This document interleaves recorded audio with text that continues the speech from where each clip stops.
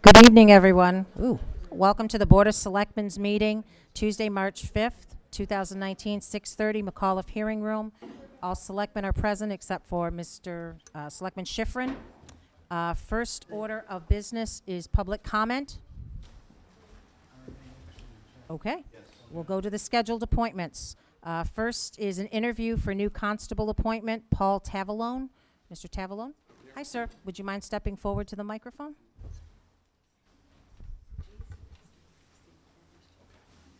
Welcome. Thank you very much for coming.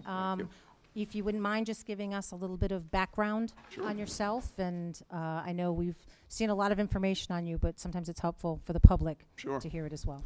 Yeah, so as I had mentioned in my application, I recently retired from a long career in corporate finance and accounting. Most recently at iRobot Corporation, I served as their vice president and treasurer. In the course of doing some of my volunteer work, I actually have spent about the past 10 years working for the Newton Auxiliary Police Department, currently at the rank of sergeant. And in the course of that work, I met a number of guys that also are constables in different communities around eastern Massachusetts. And as I retired, some of them sort of convinced me this is something to, keep you busy and something that's interesting to do. So I began looking at a few of the communities around my area and was recently appointed in Marlborough. I have an application pending in Framingham. I was recently appointed in Stowe and hopefully here as well. Wonderful. Thank you. Yeah. I just have a couple quick questions for you. How long have you been doing constable work? So I was appointed in Marlborough first. That was about 6 months ago. Okay. And also, how long have you been a member of the Massachusetts Bay Constables Association? About the same amount of time, about 6 months, yeah. Okay. And for a layperson like myself, Yeah. can you just kind of give me a little idea of what some of the requirements are in order to be a constable? So there's not a lot. It's really serving civil process for the most part.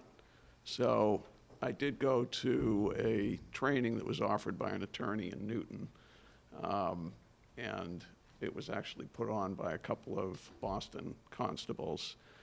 And it's really all about, understanding the various requirements with the different types of legal papers that need to be served, how they can be served, where they can be served. Some need to be in hand, some can be left at the last and usual known address. Certain documents can only be served within a constable's appointed jurisdiction. Others can be served anywhere in the Commonwealth. So it was a lot about understanding, what types of documents can be served where and how they should be served, how they need to be served. I also have, a fair amount of contacts. I've done a bunch of work for other constables. So the learning process for me has primarily been through networking with other constables, them giving me work, them giving me instruction when I had questions. So, at this point, I feel like I've done all of the things that I need to do in terms of education, networking, and actually getting my feet wet with a bunch of civil process through other constables and through a couple of attorneys locally.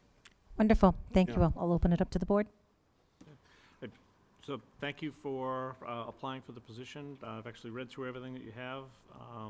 Great references as well in support of your application. I don't have any further questions, and Okay. thanks for stepping forward. Same here, sir. I'm impressed by the your application, your presentation now. But you've done the job. You know how it needs to be done. Your references. I read the letters as well. I mean,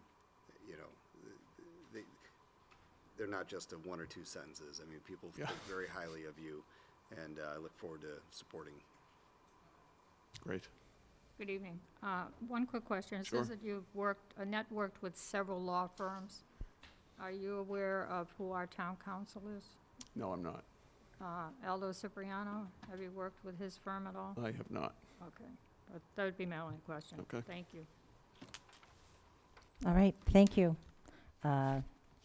Without any further discussion, do we have a motion to appoint Paul Tavalone as constable? Is it a 1 year? 1 year. Okay, 1 year appointment, term ending 1 year from today. How would you record that?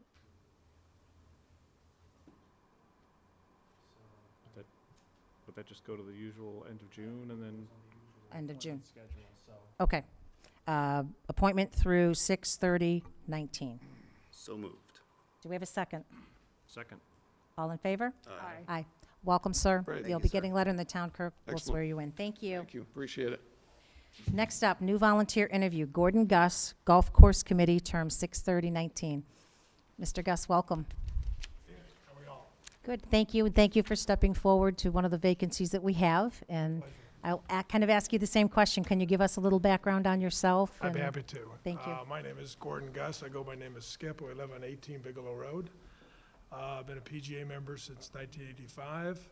I currently am a owner of Golf Right Performance Academy, and I teach in Southborough as well as Natick. I was 2014 New England PGA Teacher of the Year. I also a lead golf coach for the Golf Channel Academy. That's a network of about 85 golf professionals around the country that are strictly instructing. Prior to that, when I lived in Florida, I ran a golf course, Oriole Golf and Tennis Club. It's a public golf course facility. When I first worked there in 1980, I believe, 82, the annual rounds of golf were 76,000 rounds, and in 3 years I got it to 92,000 rounds of golf. So I've had extensive background. I also played on the PGA Tour. So I've had extensive background in golf. I've been doing this all my life since since going to college at Arizona State. I saw that there was an opening for the committee, and I'm not sure my 2 cents are worth anything, but I thought if there was an opportunity that I could help out with the town, with the golf course, I'd be happy to help out.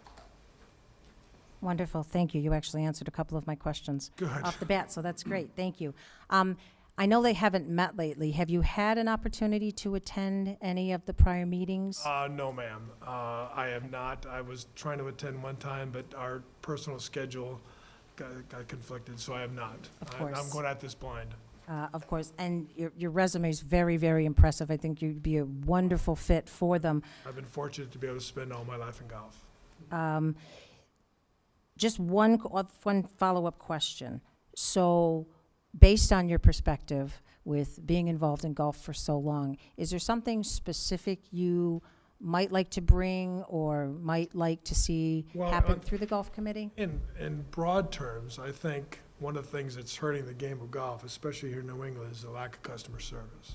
I don't think anyone, when they come to a golf course, truly feels comfortable and welcome. And I'd like to add some influence from what we used to do, getting our facility go from 76,000 to 92,000. That was all customer service.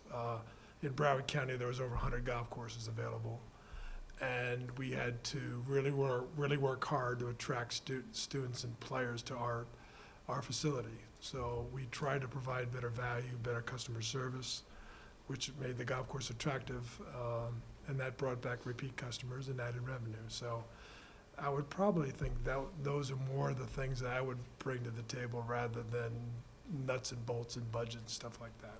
Thank you. Again, thank you for stepping forward. I think you'll be a great addition. My pleasure. Board? So I was actually speaking with Skip before the meeting started, and had actually, can attest to his passion for the game. I was at the Stowe Acres Golf Course, and he was an instructor there, and the passion that he talks about here, he certainly brought to the golf school as well, and was able to see that firsthand. I think you're an excellent candidate and immensely qualified for the committee, and look forward to supporting you. Thank you. Same here. I just continue to be impressed by the variety of, who we have here in Southborough. I mean, I didn't know you for tonight, and my word, I think you would be an amazing addition. Would you agree with me, sir, that, practice makes perfect in the game of golf, but that my 15-year-old son should not practice in the No, sir. basement? Perfect practice makes perfect. Thank you, sir. Mrs. Vaniff. Thank you for stepping forward. You bring a lot of commitment from your employment in the past to this board, and also a customer service, I feel, is probably one of the more valuable assets that we all can provide, so I agree with you there. Well, the golf course should reflect the town. Right. And it's just an outreach of the town. And I think, I've lived here since '94, and I think Southborough is pretty cool. And I think the golf course should be a reflection of that. Thank you. Wonderful, sir. That being said, do we have a motion to appoint Gordon Gus to the Golf Course Committee, term ending 6/30/19? So moved. Do we have a second? Second. All in favor? Aye. Aye. Welcome, sir. You'll get a letter from the Selectmen's office, and you can be sworn in with the town clerk. Okay, but I go by Skip. Skip. Okay, absolutely. We'll remember All right. that. Thank you. Thank you. Thank you. Thank you, sir. Next up, Public Safety Building Committee update. Mr. Malinowski. The floor is yours, sir. Be with you for a while. Good evening.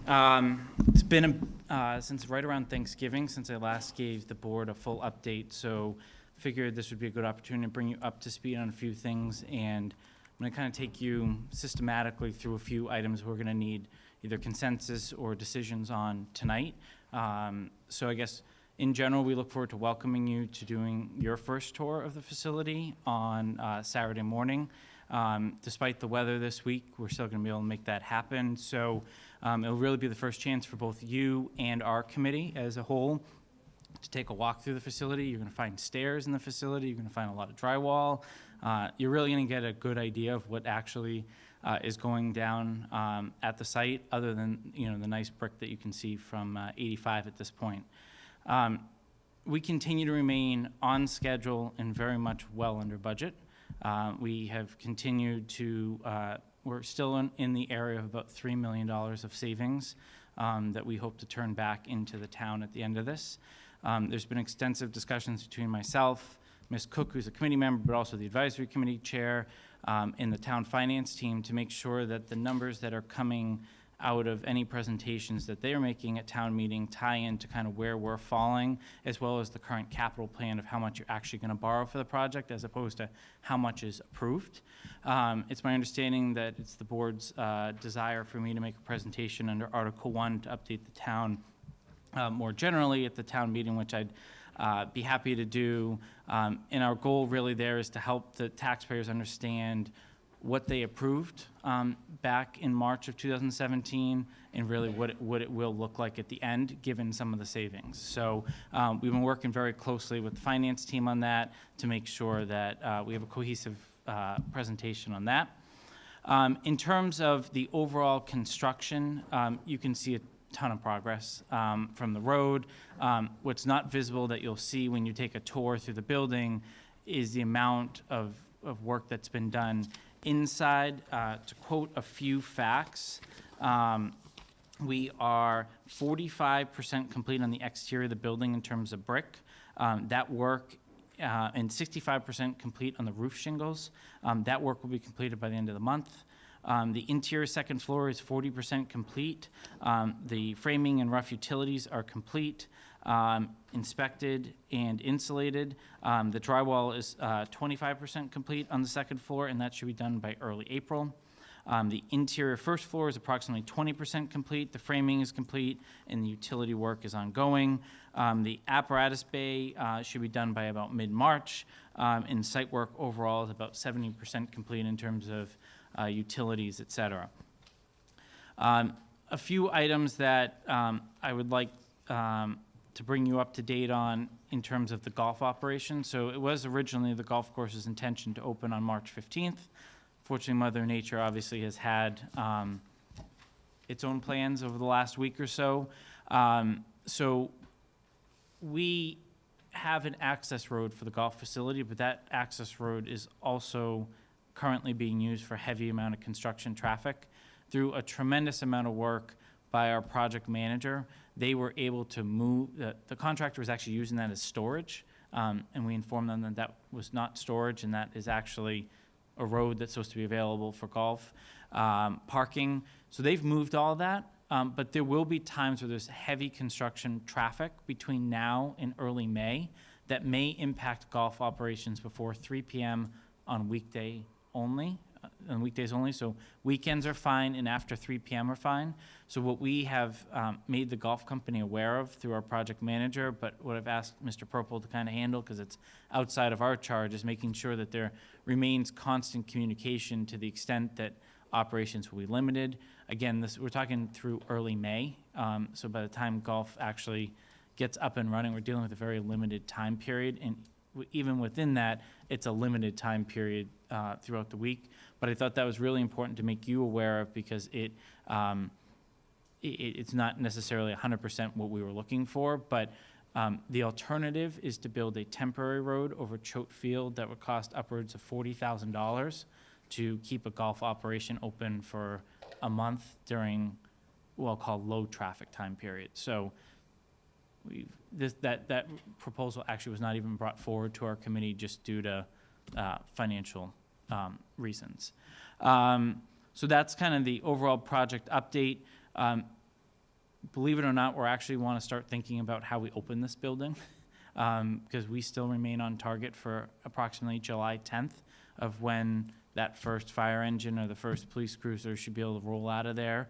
Our recommendation would be that we allow the departments to settle in for a couple of months. That will allow for any last-minute punch list, construction delays, let them kind of just figure out how they're going to use the space before we open this facility. Given just the nature of what we've seen with general events in Southborough in the middle of summer, our recommendation would be that you actually have your ceremony closer to like when school is about to return, to really make it a community-wide event, given what the tax base has put into the building. And the reason that's important to kind of come to, you don't need a vote or anything like that, but just a general consensus now is some of the items we're going to talk about and have lead times. And they may not necessarily be ready for July 10th. It doesn't impact the ability of the building to open, but some of the things we're going to run through here need to be done, and they need to be done before you quote unquote cut a ribbon and have kind of that sort of ceremony. So that's kind of the general recommendation of, based on discussions with our project manager of where we think you should be going with that. But ultimately, it's going to be the board with your chiefs decision of what sort of celebration you want to put on for the community, given the amount of effort and time that's gone into this. So I guess I'll pause there and see if there's any questions thus far.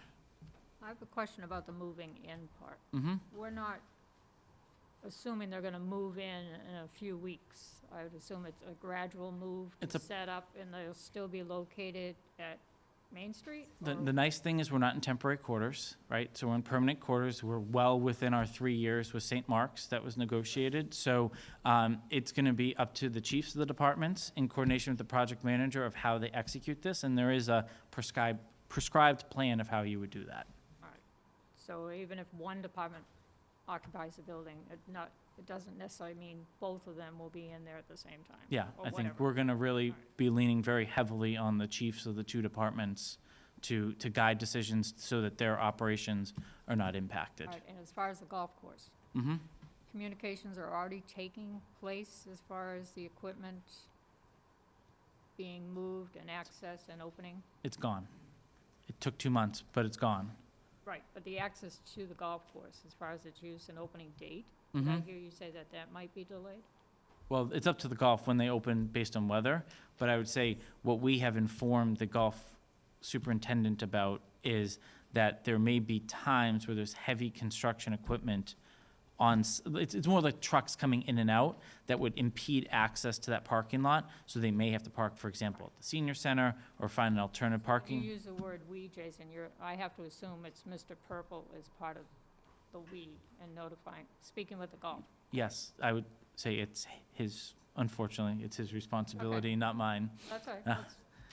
Ah. But we, is you also have to remember, we have an owner's project manager. Yes.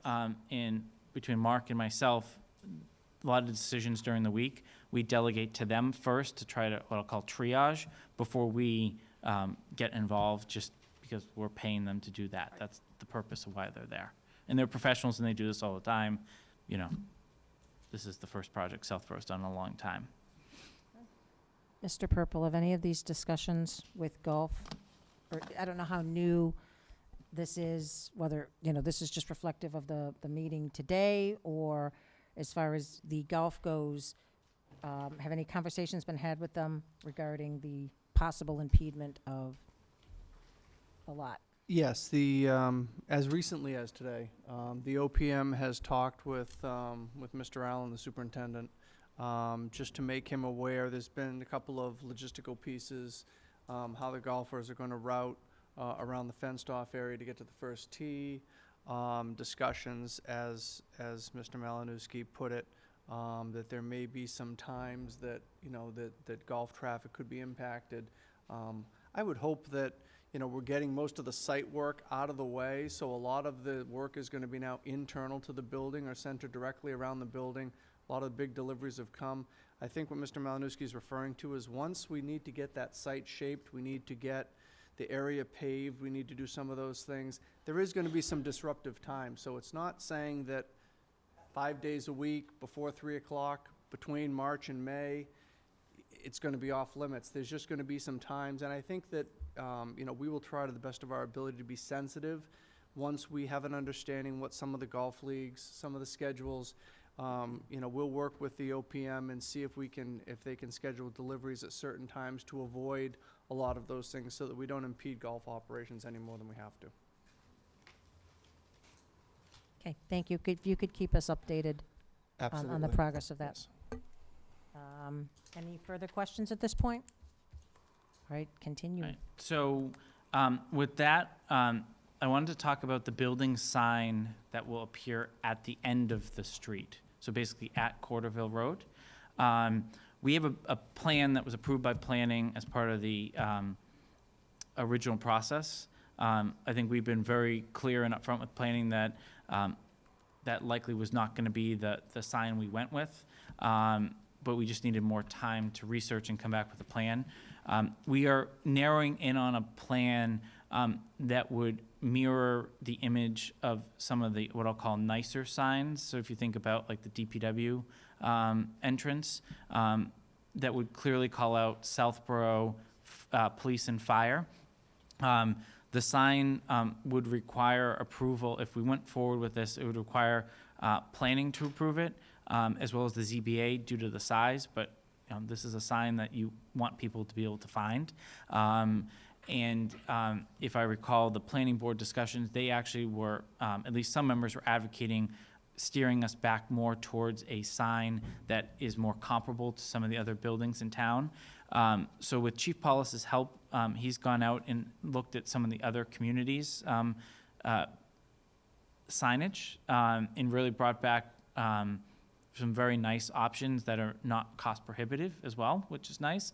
But what we wanted to understand before I bring it to a vote of our committee next week is how much, if we go down that path of trying to kind of mirror signs that are already in place, including town seal, and clearly labeling it, how much, if any, involvement does your board want to have with that process before we undertake the steps with the ZBA and planning to get the necessary approvals? Well, I would certainly like to see the final design of the sign. And I think once the board sees the sign and signs off on it, then, you know, you're clear to go down the path with Okay. planning board and ZBA as well. And that's my opinion. I would like to see the verbiage of the sign, and my biggest concern would be that the green signs, as lovely as they are, they don't stand out, and this is a public safety building, so I want it to be more prominent. I don't think it's gonna be green, but I don't have the final color. No, but I mean, if we're Yeah. talking about other signs in town, the Yeah. DPW, Mhm. Woodward School, and others are green and gold, that might be too dark for its purpose. Mm-hmm. And sir, what's the plan for the golf course signage? Very good question. So our plan was to have an independent sign for public safety just due to the prominence. And Mr. Purple is working through kind of a plan of how we would label for the golf course. I think the current intent is, unless something changes, that would be a completely separate sign. Maybe it's not in the same spot where the public safety building, right? You may choose to do two signs, right, coming from each direction on 85. It's just a different level of signage. But you know, he is working through kind of what you would do at the golf course, but my personal opinion is that the public safety sign really needs to stand on its own, even though it is a shared driveway. Thank you. Mr. Shea, any? So I agree with everything that's really been said so far. I do also support the concept of trying to, you know, get some commonality with the other town facilities as well, and if we can make that happen, I think that would be great. Okay. So I'd, you know, love to, you know, see the concepts that we're thinking about for the sign. Okay. So I think what we'll do is we will vote on Monday at our public meeting. We will then send it, I'll send like a cover memo over to you and ask that you add it to your agenda, which sounds like you'll have a meeting shortly thereafter to deal with our next topic. So then the final item that I would appreciate feedback on tonight, and I sent you correspondence in advance of the meeting, is, and I realize it's a delicate topic, is the plaque that will appear inside the building once the building is open that commemorates those that were involved as part of the process to date. The design that I sent you contemplates the current Board of Selectmen, the current Public Safety Building Committee, the current police chief, the current fire chief, and it also contemplates what you want to do with your newly appointed fire chief once they are selected, and it also lists out the architect, the owner's project manager, and the general contractor. So I think if you kind of look through the design, which I did not think it was appropriate for our committee to make a decision on, I think it's the board as the executives of the town. I think there were 3 items that I had specifically asked for feedback on, and maybe we'll just deal with each topic one by one, is how you want to deal with the fire chief, given that you'll have a newly seated fire chief when the ribbon is cut. But obviously, Chief Morrow was so involved with the process to date. Do you want to list both of them, or how do you want to label that in any way, shape, or form? I would prefer to list both, seeing as Chief Morrow has almost seen it through the process. But again, I am one member, Mr. Kalenda. I would suggest, since the incoming chief will have had, little to zero involvement, I don't think it would be right to have that person listed as a contributor, on the project. And Chief Morrow has clearly done a ton. And it may detract from him if there's another chief on there, again, who just by timing didn't really have any input on it. So I would suggest Chief Morrow. I'm in favor of just Chief Morrow. And I did look at the list. If you're going to go over the entire plaque that you sent me, Yeah. I think it should include anyone that had a part in the development of that facility. Former chair members of this board, even if they're serving duplicate roles. I don't think they need to be identified as chair. So I've been suggesting alphabetical if you're going to go that route. But I would like to, I've been here for 5 years, and a lot of people did much more work than I did, and I would prefer to see all of them listed that had a role in the negotiations early on with St. Mark's, and same with the building committee. Yeah. Up to this point. So I think we need to be very clear. So Board of Selectmen starting in 2015, which would be Mr. Semino and Mr. Rooney, I just want to make sure. And then it will also include any board members that are sitting come May at the election as well, or no? No, as of now. As of now. So going We're back talking to about 2000. we are talking about closing up this whole project. Mhm. Yep. Yep, And that's what I'm trying to make sure. Right, I think we're at that point now. So it's the sitting members today and former members that had a role sitting here, that this is my opinion, on this board, and the same with the building committee, Okay? and the current fire chief only. I agree. I support that as well. I agree. All right, so just so we are all crystal clear, Board of Selectmen back to 2015, which would include the 5 sitting members now, plus Mr. Semino and Mr. Rooney. Yep. I got the board correct? Yes. In alphabetical order, Yep, no Yes. chair, By no. first name? by last name. Sorry. I know I'm doing the math And then on the that building one. committee has been the same throughout. So I need a decision on whether you want titles on that, or you want it alphabetical to match the Board of Selectmen, and/or are you referencing the Public Safety Study Committee that was constituted previously? The building committee, Mhm. Okay, so that's been the same throughout. yes. Yes.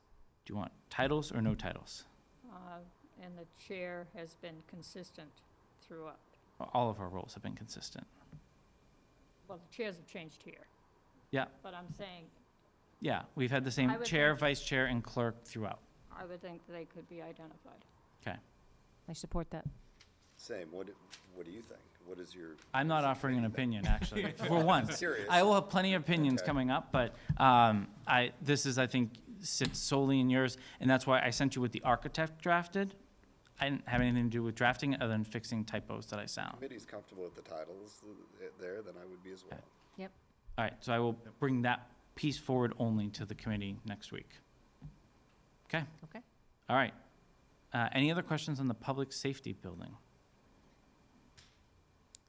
I'll make a comment. I'm Okay. glad that for the walkthrough, there's stairs this time, and I don't have to climb a ladder. So I'm very appreciative of that. I'm sure the town's insurance carrier is probably. I'm sure too. Thank you. Thank you. Thank you, Jason. Thank you all. All right. Joint meeting with the Fire Chief Screening Committee. So Stay we in are. your chair. Yeah, I'm not moving. Mark, can you just fire back up the screen? So we are currently in recess. I do have my full committee here, so I'll call us out of recess. Goal of tonight is to update you on where we are at in our process, accept feedback from you, and to the extent that you're satisfied with what we've done, announce finalists for consideration of interview with you. That is kind of our goal. Our charge has evolved over time, but I really wanted to start by thanking my fellow committee members. I said this when I updated you back in January. You really put together a very diverse group. But the 2 chiefs on the committee, both the Marlborough Fire Chief and Chief Paulus from Southborough, have been there hand in hand with us as well. And I will say this probably multiple times tonight, but everything we are bringing you tonight received unanimous vote of our committee. It also has full endorsement and backing by the consultant along the way. So there's no dissent. Everything is very, what I would call, about as clear-cut as you could get with such an important position in town.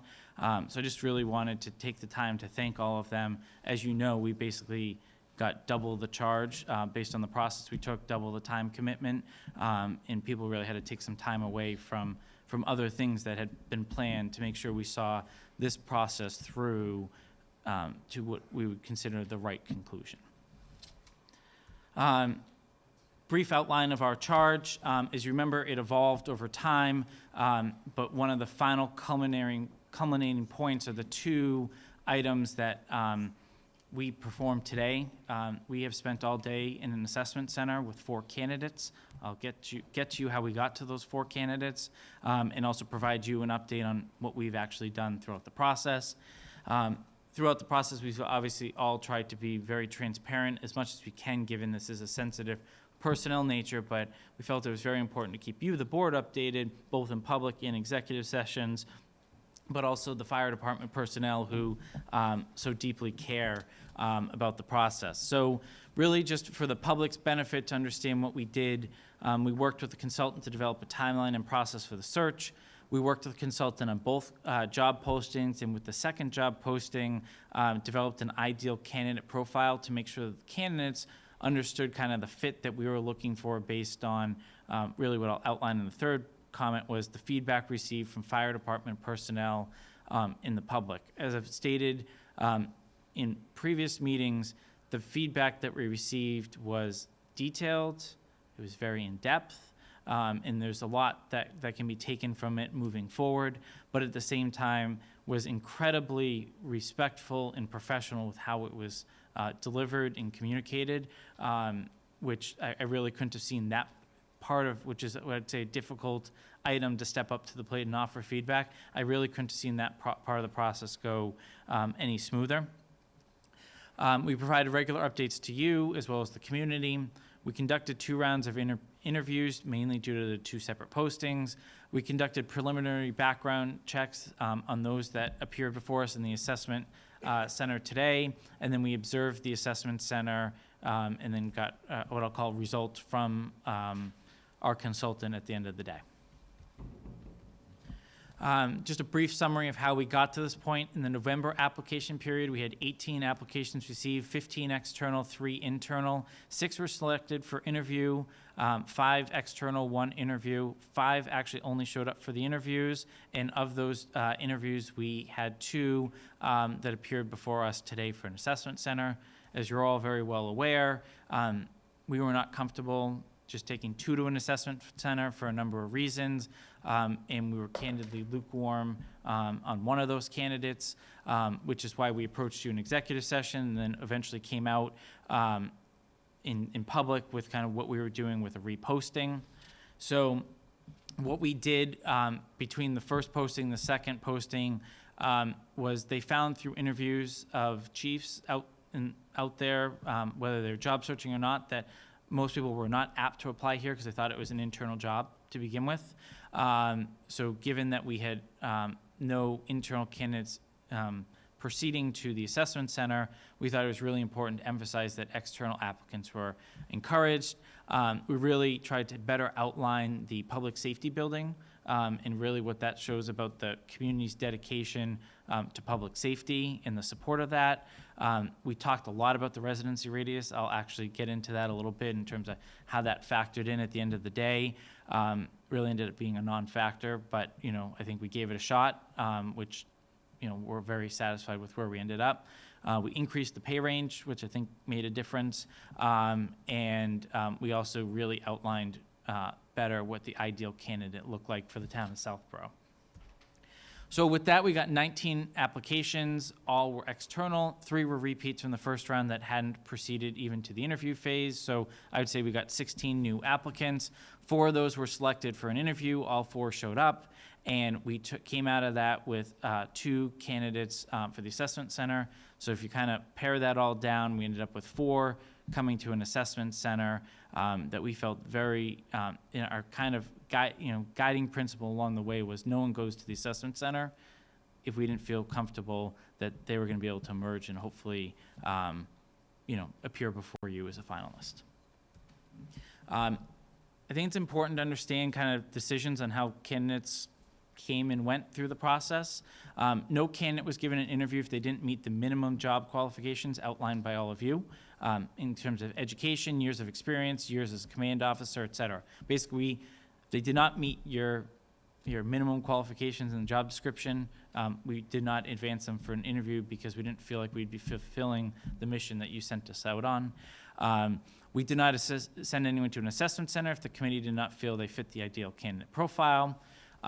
Residency was not used in a factor to determining their status in the process. However, if we had a candidate that currently lives outside of our residency radius as currently construed, we did ask them very pointed questions during their interview of how they plan to comply, and we feel very comfortable with intentions. And I think if you were to ask those individuals that don't currently comply how they plan to, I think you would come to a similar assessment based on their own personal situations. And like I said, I'm going to say this a few times, all votes throughout the process were unanimous amongst the committee members. Our goal at the end of the day was to bring you a variety of strong candidates to choose from. Our job to date has not been to select a finalist for you. So we have proceeded with that mission, and we intend to bring you a variety of strong candidates to choose from and make a decision for the community.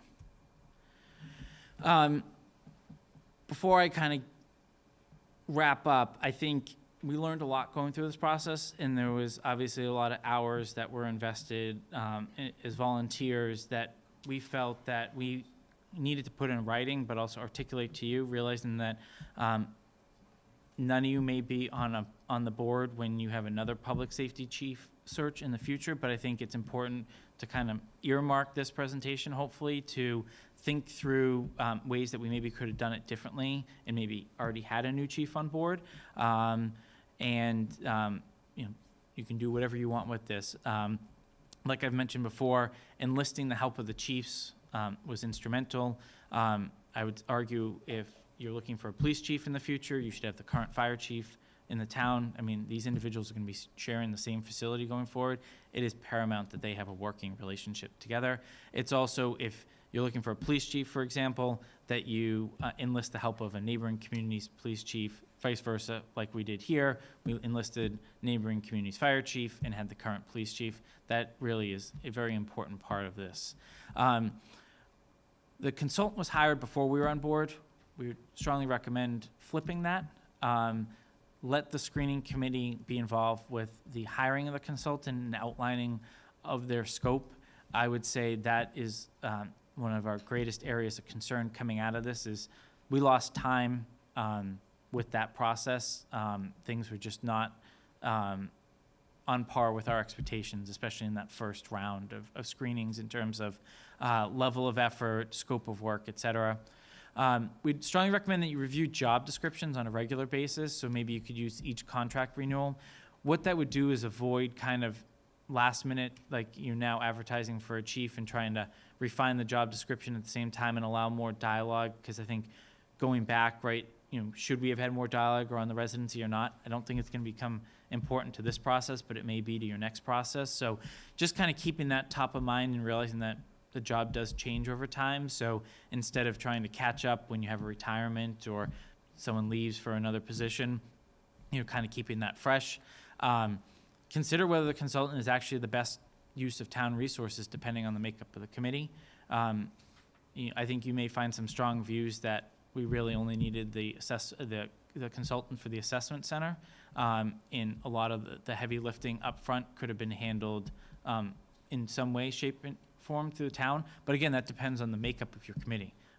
You were fortunate enough, and I'm obviously a little biased in this, that you had a very strong committee. You had a different makeup of a committee and different levels of expertise. You may have viewed this differently, but I just think that there was a lot of hand-holding by myself as chair, and to some extent from the town administrator and assistant town administrator. But we've provided that feedback throughout the process, and I think was necessarily who the choice of the consultant was, it's just how these things operate. The timing of the job posting, absolutely, we think potentially had a difference with who we got in round 1 versus round 2. Naturally, a lot of candidates told us they didn't apply in round 1 just because of the timing, like trying to go into the holiday season, go through an interview process, trying to deal with their own current department's budget. It just was not the right time. And then once they kind of came out of the holiday season, they were, I'll call it, ready to go. So I think that would be, you can't necessarily time retirements perfectly or time when someone leaves, but that would be something you'd want to consider going forward, especially if you have an interim chief or something, or a current chief in place for a different period of time. I found the assessment center to be a very valuable tool to assess the candidates. Speaking personally, but I know my committee members would second this. It validated a lot of what we were looking to see, and the observations allowed us to draw consistencies with all of the work that we had done prior to that in terms of essay responses, seeing their interviews, seeing their professional credentials, and seeing how they react to different types of scenarios. What I'll call one of the more painful parts of this process is the consultant only consults, does background checks at the back end of the process, like with your finalist. They don't expend a lot of energy doing background checks other than just like what I'll call public search, like internet, et cetera, on these candidates, which was very valuable because it led to certain interview questions that we all had, especially folks that were in chief positions already that had appeared before, regularly appearing before boards. But I would just encourage you to start working on a better process as a town for how we're conducting background checks. All of the folks that we are bringing forward tonight have gone through what I'll call round one background, which is a query check that was conducted by Chief Paulus and his team. But there's more background that obviously you would want to vet. We obviously didn't want to bring someone forward and have some sort of gaping miss. So it took a long time to get to that part. So I think I just encourage you to work with Labor Council and any other appropriate board in town to solidify that process, both for public safety chiefs, but public safety officers and just town employees of what practice is needed depending on what type of position they're holding in town. Coming out of this process, though, we hold a lot of information of what we learned through the process, both practices that maybe candidates that aren't successful brought forward to us that we think are really good ideas that the new chief should be looking forward to. But we also gathered a lot of feedback from fire department personnel. So we would strongly encourage you, once you have a new chief on board, my guess is this will happen without you telling them, no matter who you pick. But that chief needs to sit with at least a committee member, representative, or individually with us. We won't be a committee any longer. To just understand the feedback we got, to really allow them to hit the ground running. Again, a lot of the feedback we've got and we've gathered is not attributable to one person. It's themes of things that you really need to hit the ground running with, that may be uncomfortable for maybe a current union firefighter to bring up to his or her new boss, but is a lot easier for us to say, hey, we heard this from half the department. You probably have something here you need to think about. And then just, given that you do have a strong chief, create a mechanism for the Board of Selectmen to more actively measure feedback from the fire department staff members to create a culture of continuous improvement. Obviously, you're gonna put a lot of expectations on your new chief, but also finding a way, whether it just be finding a time to stop by with certain groups, spending a half an hour. I think you can gather a lot of feedback that way that will allow you to kind of enable and foster, continuous growth there, because I think that's candidly what you're looking for with your next chief to activate for you. So before we kind of talk about finalists, et cetera, things that you'll need to do is a full background check. We're under contract with our consultant to do that once you have essentially conditionally appointed someone. We advertise this, they need to complete a physical exam. And then they also need to go through a successful contract negotiation with all of you. So in closing, I just wanted to thank you as a board, but also the fire department and the public for their respect throughout the process. A lot of people, when I volunteered for this committee, asked me if I was crazy for trying to get involved in such a process. I'm sure some of my committee members feel the same. I really feel like it couldn't have gone any smoother in terms of the output that we're going to provide to the community. We're talking about very experienced individuals, that we thoroughly vetted. Some are not still in the process, but the strength of the candidate pool that we ended up with to make the decisions to get us to this point, is impressive. But we had the necessary, what I'll call, space to make our decisions as a committee. So for example, the board doesn't even know the names of the candidates that submitted applications unless a candidate personally called you. Mrs. Brascio, having observed the assessment center today, knows who our four that were there today were, but I think that speaks volumes to the processes. You just let us do what you asked us to do, which allows the process to have some sort of integrity and allow the members of the department to understand what happened and how we got to this point and really how we narrowed the list of candidates for you. But also, I also appreciate the fire department's respect and professionalism, not only with the feedback they gave us, but giving us the necessary space that we needed to not try to impede on our deliberations, try to advocate if they knew that they had someone that they were vying for. There was none of that. So I think that just really speaks volumes to how this process went, and hopefully will create a track record for future searches that the community undertakes. And then I just really wanted to also thank St. Mark's School. They graciously host us on 2 occasions to host the interviews. As you can imagine, it's a very delicate situation when you're bringing someone in that's currently employed, whether it be in your community or elsewhere, that isn't publicly known to be searching the position. So again, that allowed us to have the space to do the work that was necessary to vet the candidates. So I guess in closing, before I open it up for questions, I'll reinforce our committee is unanimous. We are even unanimous in terms of how we would rank our candidate submissions coming out of the assessment center today. That ranking is also consistent with our consultants' ranking. So we feel like we have a very strong consensus behind where we stand at the point. So I guess I'll take questions from you, and then we can discuss the finalists. Great. Thank you, Jason. I just want to extend extreme gratitude for the job that you've all taken on, your committee. It was pretty amazing. I was at the assessment center today to see the candidates that you did pick to put through. I know how much time and energy you have all put into this. I don't think we could have put a better group of people together to actually do this. The level of professionalism you have all done through this process, I thank you. I think the town was very well served by all of you. Chief Breen was a wonderful addition. Chief Paulus gave a wonderful perspective as well.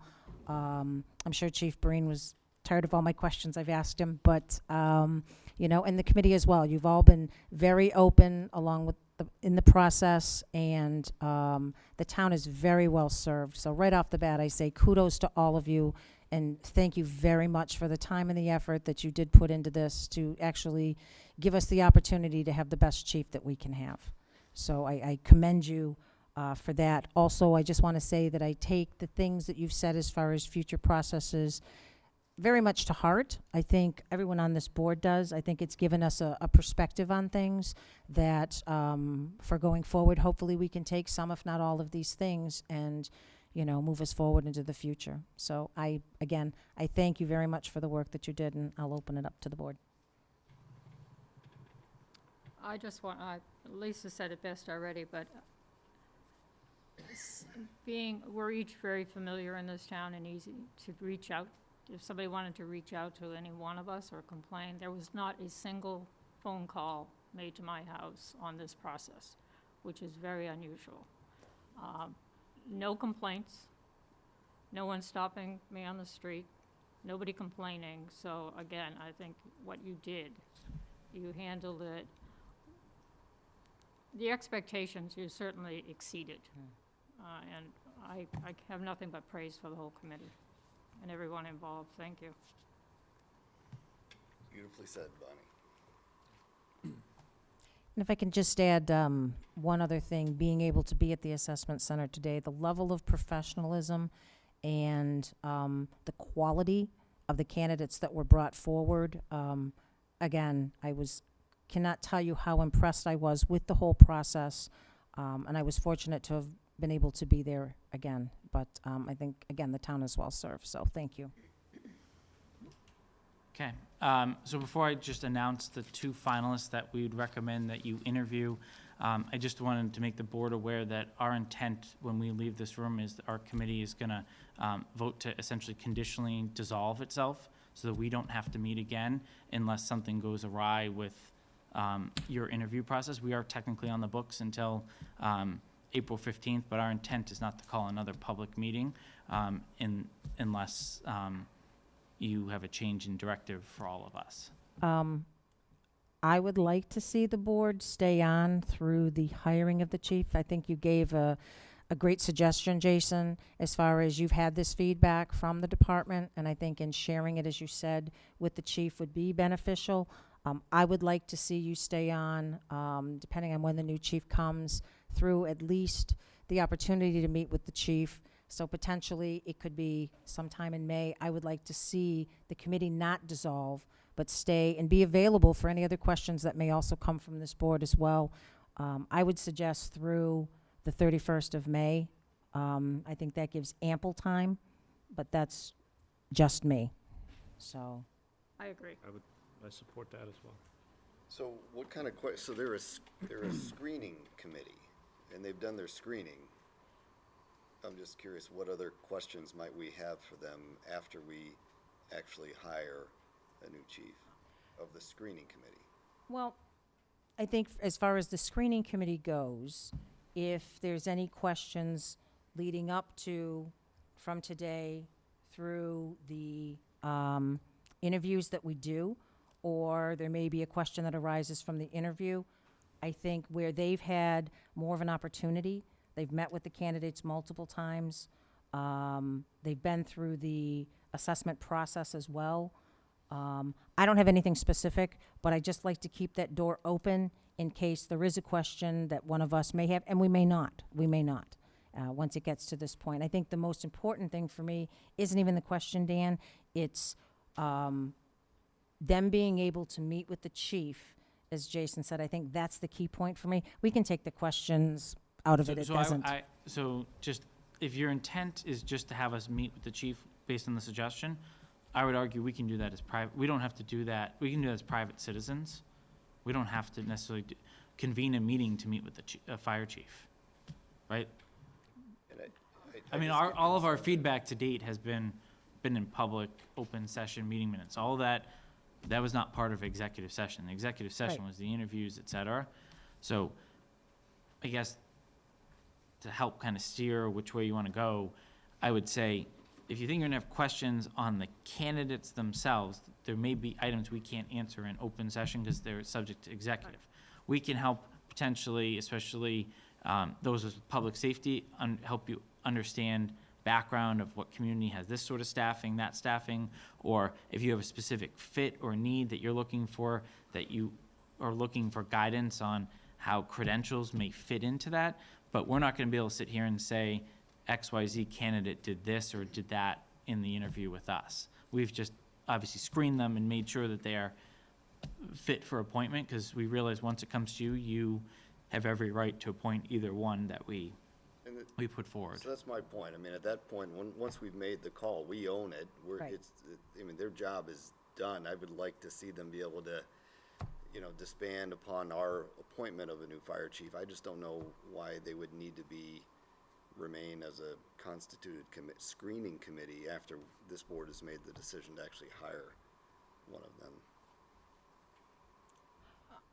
Hiring and appointing a fire chief is it's a political appointment, number one, whether we want to say it or not, that's what it is. And I think it's a very formal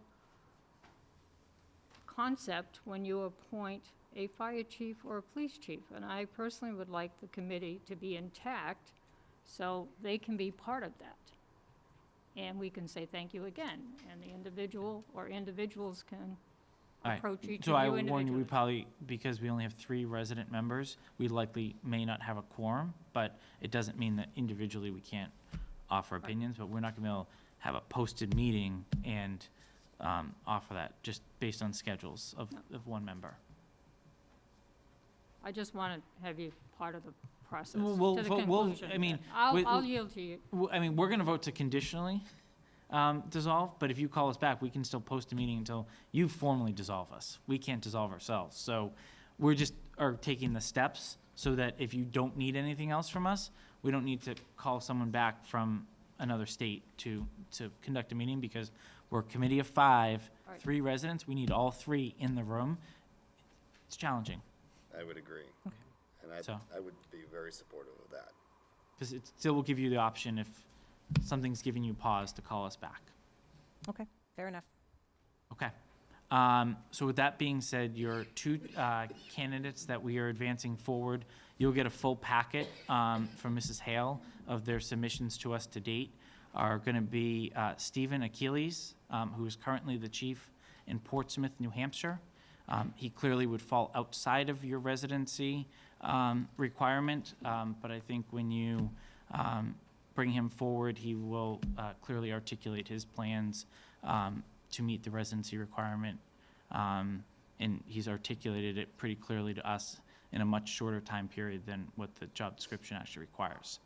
The second candidate is Neil McPherson, who is currently the Assistant Fire Chief in the town of Wayland, and he does fall within the residency requirement already. So, any questions? The packet we received, that's confidential. Yes, it'll include confidential submissions, and I think the intent would be that when you solidify and post your meeting for interviews, that their resumes would be, with necessary address and phone number redactions, be in your public packet. But we're going to be giving you more data that we compiled throughout the process. Thank you. Thank you. Thank you Thank you. again. All right, next up, review of town meeting warrant articles, recommendations with sponsors. First up, Article 22, CPA funds for library facade. Ms. Gillespie. Well, they're all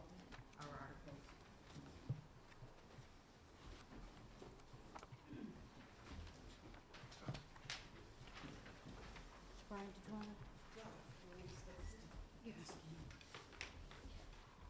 So, Article 22 is a CPA warrant article for the library facade restoration and the roof. All 22, 23, and 24 are articles for projects that have been presented as applications to the Community Preservation Committee. We reviewed them and made our recommendation to move them forward to town meeting and wrote the warrant articles. So they're CPA funded, presented by the Community Preservation Committee, but we have the project proponent here to answer questions because they know the details better than the CPC, even though we are quite familiar and we did the review. But they're your best source for the information, and they'll be presenting at town meeting as well. So Ryan's here from Welcome, the Ryan. library. Hi, everyone. Hello, Ryan. Hi, Ryan. Would you like to give just a little brief as you'd like to make it, presentation, or just some how you got to going before CPC and what the article is comprised of? Sure. So last year we had done an assessment phase. So it was sort of the preliminary work on identifying any particular issues that the historic section of the building, so that's the original part of the library, sort of the front, if you will. Construction began in 1911 and was completed in 1912. So it's sort of, it's called the 1911 building in some documents and the 1912 in others. So that's why, because it took over a year to build. I think initially we didn't know how much the project was going to cost. And what I like to say is we had an idea and then they got on the roof. So the roof is not in great shape. So the assessment report details a lot of the work that needs to occur in order to get the building fully restored. There is some the roof is going to have to be redone long-term, the whole roof. And so we're also tying into a capital project that John is working on, John Parent, the facilities manager, on the non-historic section of the building. So that's happening concurrently. We're emphasizing a lot of work that's happening on the roof, but the assessment report details a lot of work that needs to occur in the building, including if you look at the stairs. One of the most obvious things to look at, you can't really see it right now because there's snow, but we have a lot of pictures in the assessment report, and you can see erosion from where the stone stairs connect to the ground that's pretty significant. So that's one example. This sort of occurred, I would say sort of the genesis of it was, I was outside. I try to take a lot of pictures to help promote the library. And one of the things I had noticed was the S and the O, which is etched into the building in sort of a limestone type material, was starting to decay. And I thought, hey, maybe we should look at restoring some elements of the building. And obviously this project has gone a lot further than that, so. Okay, Ryan, can you just touch on, so the monies for the article, it's more than just the roof. Yeah. It's the roof, the stairs, the the facade of the building, I Yeah. guess, in general. There's not like one specific area that it's being used for. It's being used generally for the building, making the building as it should be. Yes, I've learned a lot actually about the library's building, which has been an edification for me. But the bricks, I guess there's a special way that they made the bricks for our building that they don't do anymore. I guess they would like fire them and then refire them. They would throw oil, I guess, on the bricks, and then that was how they got them a certain color and sheen. And they don't do it anymore because it's so dangerous. So that's one element, is the bricks. Once they decay, they're gone. We can't get bricks like that again. And then the grout in between the bricks, if you get up close in the building, you can see is fairly significant. So, Okay, thank you. Open it up to the board. Sure. Could you talk about the preservation restriction that's required? That's one of the questions that I had as I read through it. Requires that the Board of Selectmen shall grant a perpetual preservation restriction on the historical facade and windows of the library building. And again, the first I heard that, action was required by this board on this article, wasn't reading that, and I'm just looking for a little bit more information on what that entails. So that's under the Community Preservation Committee. It is best practice. This is over $1 million in taxpayers' money for historic preservation. It is always recommended to put a restriction on properties you use CPA money for historic preservation, particularly if it's at this level. The goal with Community Preservation Act funds is not to replace municipal funding for repairs to buildings. It's specifically for historic preservation. And when you spend that type of money, you want to make sure that the value you're preserving is preserved in perpetuity. And that's why, as a requirement of this funding, the CPC voted that a preservation restriction would need to be put on it. And we're going to have to work on that after town meeting, because it's only on the historic portion of the building, so it does not impede any ability to do additions. You have the newer addition in the rear. It won't affect that. It's only, there's windows in the facade and the things that we are doing the preservation on historic. It has to be to a certain standard, this restoration work, and to get the return on the investment the townspeople are making, that the best assurance of that is with a preservation restriction. So is that a legal requirement, or is it a CPC request? It is a requirement of this warrant article to be, if it's passed at town meeting and the funding is approved. So it's not legally required to have a preservation restriction, but it's a requirement to have the support of the CPC for the funding. Is that my understanding? Yes, based on recommendations that, from the Community Preservation Coalition and all the experts on using historical community preservation funds. It's the standard you aspire to, and certainly our Community Preservation Committee does nothing less than aspire to do the best we can for the town. So what restriction does that have on the town's ability to do something with that structure down the road? It prevents you from destroying the historical facade and windows. It needs to stay that way in perpetuity. We need to maintain it and manage it to the best of our ability, so that it doesn't deteriorate. There's no requirement to do that, but it makes sense. I mean, that's the expectation when we spend these kinds of money. Often, our historic preservation money is due to delayed maintenance, and we're hoping to prevent that in the future. You cannot tear the building down. We hope you wouldn't want to, but the building is preserved, similar to the almost $1 million we spent to preserve the Burnett House. just to purchase the PR. Here, we're doing the restoration work for the town and protecting the building's historic assets at the same time. The benefit to the town is often you don't lose the ability to make the changes you'd want to do. So you have the newer addition in the back. If you want to raise that, you can. If you want to raise, if you want to expand to the back or the side. But the front and the two sides of the old section is where the work's being done. And only the exterior, we should note too, because it's the facade. So this isn't applicable to any interior elements of the building that we would want to change. And it doesn't, it wouldn't affect the 1989 addition that was built on after, which is where the children's room is, if anyone was curious. So I understand the Burnett House, but I remain, I guess, inquisitive about why the town would want to restrict itself.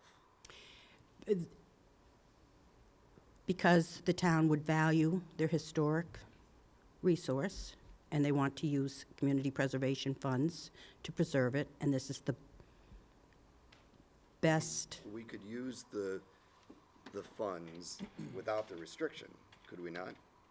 If you had a different vote of the Community Preservation Committee, it would be a possibility, but that's not the vote we took.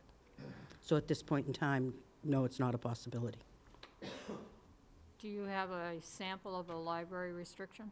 We don't, Preservation? and that will have to be worked out. One of the problems here, there are other libraries in the state that are preserved. The intent is not to limit what you might want to do, but beyond where the historical part is. So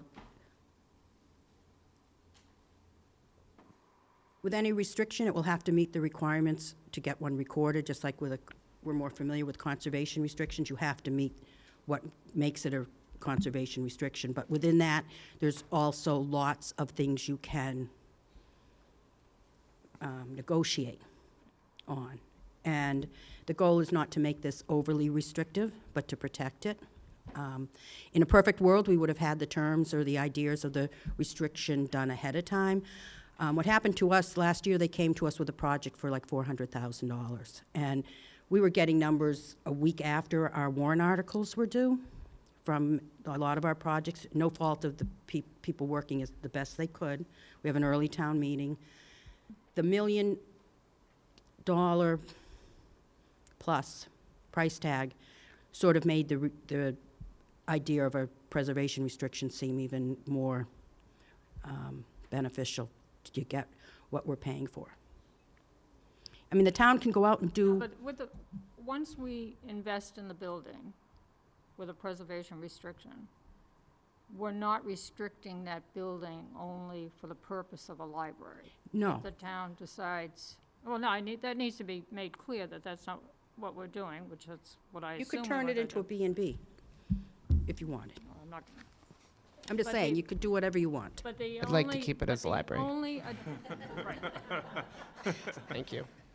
It's, the only addition that could happen to that building is to the rear of the building under this preservation restriction. The exterior, yes. Yes. So we are limiting any type of addition to that building if it's anywhere else other than to the rear of the building, under this article. Yes, in many cases, under the state construction program, a lot of libraries have chosen to sort of preserve the historical structure of the building.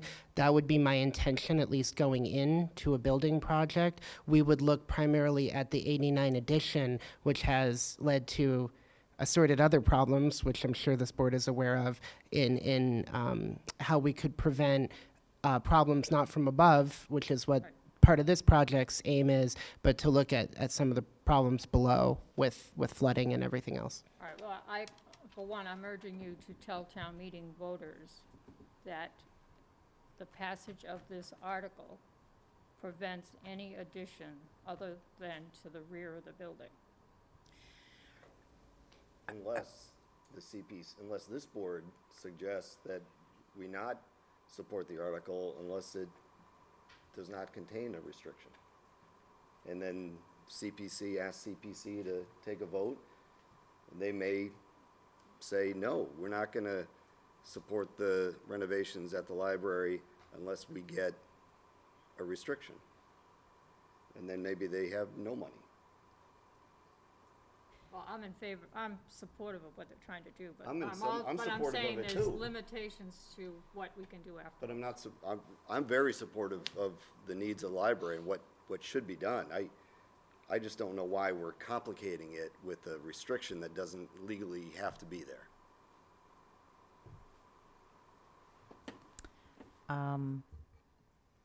Let me ask you this, Ryan. I don't know, obviously you've had studies done and everything on the status of the roof and the facade and whatnot. My fear is if we don't do something to preserve the history in our town, it's gone. We've seen it happen a lot of times. What is the status of the roof that if for some reason town meeting doesn't support this? Not that I foresee that happening. I'm just trying to get an idea of how dire the need is. I mean, we've waited on a lot of things over time. The Revolutionary War Cemetery, you know, redoing the headstones now, that had we been proactive, you know, it might have had a different outcome. And I understand that's the reason for wanting to be proactive, Freddie, and doing things, and I appreciate that. I'm just curious. I mean, obviously, for me, the library is going to be there for a long time. As I look at, you know, some of the purchases the town has made with the public safety building, it's going to be a long time before we make another large purchase. And I don't know necessarily if the library will be the next purchase, whether it could be a school or something else. Freddie, who typically would hold a preservation restriction? I mean, are there companies out there? How, can you give me a little bit of background on the process for if a preservation restriction is approved? Well, we'd have to find someone to hold it. And there's only certain qualified parties that can. And we are likely going to have to pay to get someone to hold it for their endowment, similar to conservation restrictions, which would mean coming back to another town meeting with CPA is my, what I would envision. Town historical commissions can hold historic preservation restrictions, but not on property the town owns. You run into the doctrine of merger. So that is one option that's not available. There are historic organizations in the state, and we have to work that out. The thing is, this is community preservation money. It's bonding for 20 years, and it's tying up our ability to fund other historical properties.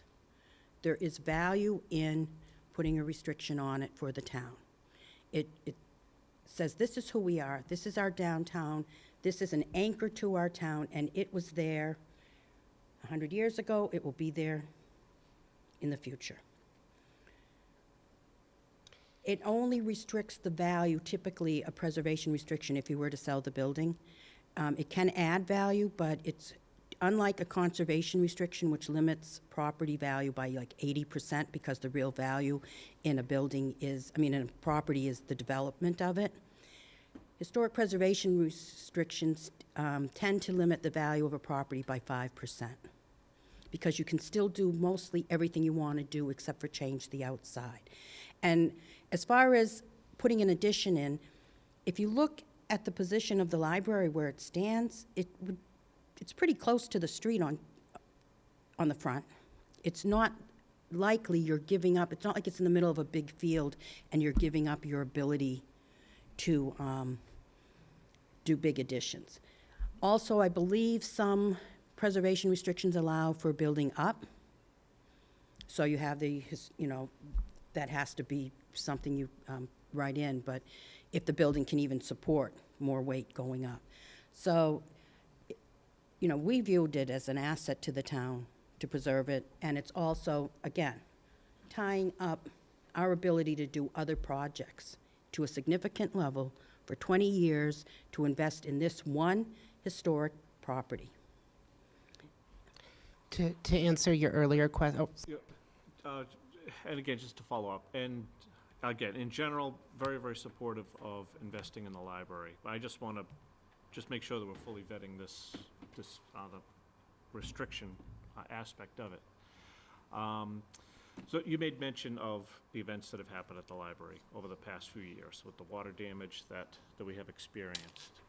And, I don't know, all that's going to be recommended for the long-term solutions to those water problems.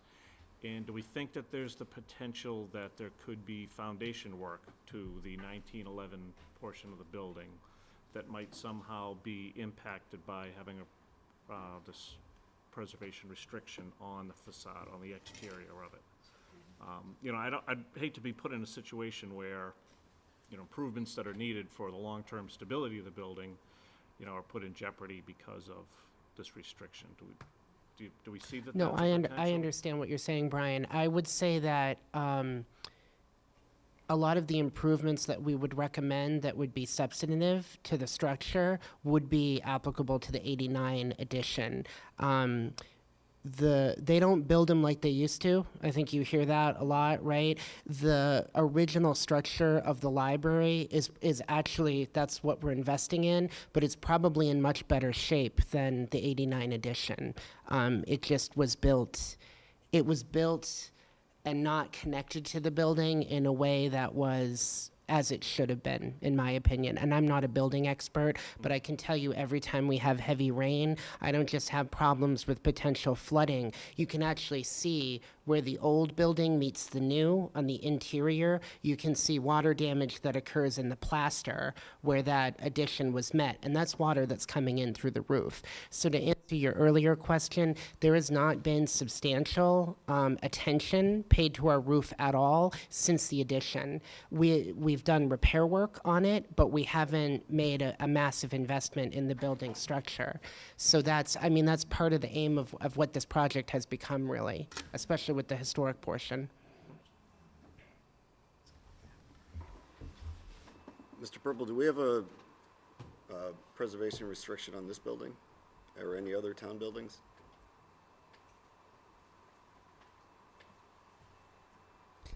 I don't know the answer to that. Mrs. Faniff is shaking her head no. So I'm going to go with Mrs. Faniff. I built them. I'm supportive of the work, but not of the restriction. I'm supportive of the article. Mr. Bruni? Yeah, so advisory is in session, and I have a question, is if in 10 years the library decides and there's the available funds to build a new building and they relocate, and the town does not have the use to staff or fill the existing library space with town employees, and if the town were to then to try to sell the building, that restriction would devalue the building? The answer to that is it could potentially up to typically 5%, but often it adds value because it would be a historic building in a historic district, which is soon to be, it's in the process, and it would have the value of, if someone was buying the lot to tear the building down, that would be a problem, but the value would not be in the lot, it's in the building the way it is. So I don't see how you're going to lose money. But there would be restriction on what a new owner could and could not do relative to the use of that building, because of the restriction? The restriction runs with the property for the life in perpetuity. So, yes. Okay, thank you.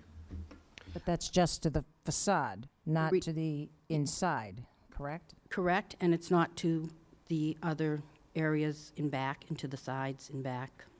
Just the area that is being, CPA money is being used to preserve.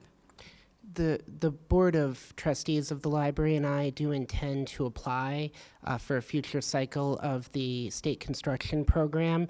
And one of the things we have to do is look at renovating our existing structure, which is really going to be step one, I think, of applying for any state construction money. But relative to the grant, we also have to look at least 2 new sites that a new library would be built on. So I have to do both as a part of applying for the state construction money. So I mean, to your point, I'm going to be looking at new sites, but also renovating our existing one as well. So if we had a preservation restriction on the current police station, which used to be an old high school that this town has invested lots of money in, we would not have been able to sell that unless the St. Mark's or any buyer agreed to keep it with that restriction. And is that correct? We wouldn't have been able to do the public safety facility that we're doing now? You don't have to answer that. I mean, that's just a question in my head.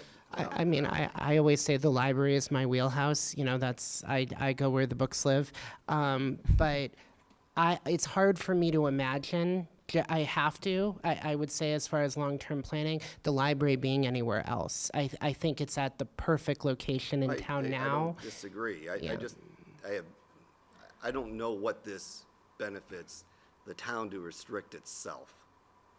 It may sound good today, but if it sounded good years ago for the old high school, we would have been in a lot of trouble right now. So I don't know what's going to happen with this part of town 50 years from now. I don't know how old that high school was. But it just doesn't, to me, it's not making any sense yet why and we haven't done it for any other buildings that we know of. Why should we restrict ourselves today? I think the CPC is looking to make $1 million investment in a property in town. The town is looking to make $1 million. That's the town's money. It's not the CPC's money. So I'm concerned about the residents using their funds for something that so many people, I think would be wildly supportive at town meeting of supporting the renovations to the library. But if it came with, this hook that, all right, town, you haven't done this for any other town property that we're aware of, but we're now restricted from doing things with that town property in perpetuity. To me, it's not making any sense yet. Why we should do that. Can I address the Go ahead. fire station? No historic preservation funds were spent there, and what would have happened if they had been? I mean, and there was a restriction on it. I mean, I don't have a wonder ball, but we could have, maybe that would have been kept up in a different condition. Maybe we wouldn't have not built, I'm saying this wrong, we could have still built the new facility, and maybe the deal would have been structured differently. Who knows? But to say that having a preservation restriction on the library, to use the fact that we sold the old fire station as a reason not to do it, I think it's two different things. Typically, you don't have preservation restrictions on other properties in town, but this is not a just to be clear, this is not a library restoration project. It is a historic preservation project that is being used, historic preservation monies are being used to preserve the library facade for historic purposes. If there's just a desire to fix the roof, there's other funding to do that beyond using community preservation funds, tying our hands for 20 years for doing other community preservation projects. That's the rationale behind it, and it's the best practice. Let me just ask one further question, Freddie. If a preservation restriction is put on the library, does it then give it the opportunity to apply for grants and whatnot going forward for future work that may be done or need to be done, that it may not meet that requirement now, but with the restriction, it may? Yes. and with some also additional historic preservation designation. I mean, Okay. actually, the historic designation is the bigger requirement for grants and things. I can't be 100% sure that a preservation restriction gives it. Mr. Wallace, name and address, please. Hi, Richard Wallace, 18 Clifford Street. I'm Chair of the Library Board of Trustees. And I just want to point out that the town already has restriction on that property. In the deed, the land was transferred to the town for use as the site for a library. So we're not going to be able to build or knock the library down and build a hotel there. It has to be used as a library. Now, whether we can have another library somewhere else in town, that might be possible, but that piece of land does have a restriction on it, so that may factor into your thinking. If that's the case, why do we need another?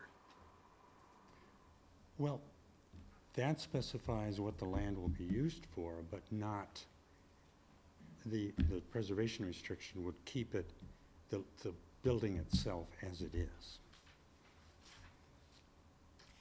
Let me ask Freddie, just so I'm clear. So in order to use CPC money for this, it had to come from, I'll use the bucket. And in order to get the $1 million from the CPC, it had to fit in, and this was the place for the best fit in order to also not just preserve it, but if the town's looking to do maintenance on the building, this is an avenue to do it through CPC. Is there another avenue to do it through CPC potentially without a restriction or where it doesn't meet the historical bucket, so to speak? All right, so first, I want to just be clear, going to something Dan said earlier. This is not the CPC's money, and it's not through the CPC. But we have been given a charge that we take very seriously through legislation on what we're supposed to do when we're reviewing projects. So we're sort of the gateway to get to town meeting, but it's not our money and it's not CPC. The project came to us as historic preservation. It doesn't matter what bucket you use, you have to fit, because you can either, let me step back. You have general unrestricted monies. You can use any of the projects that meet the criteria for the CPA uses, which are his community housing, open space, historic preservation, and some recreation, geared towards passive recreation, not mortar or bricks for recreation. So it doesn't fit into any other category besides historic preservation. So it doesn't matter what bucket, if you don't take it out of historic monies and you just use the general unreserved, it has to either be open space, community housing, or historic preservation, or non-motor and bricks for recreation.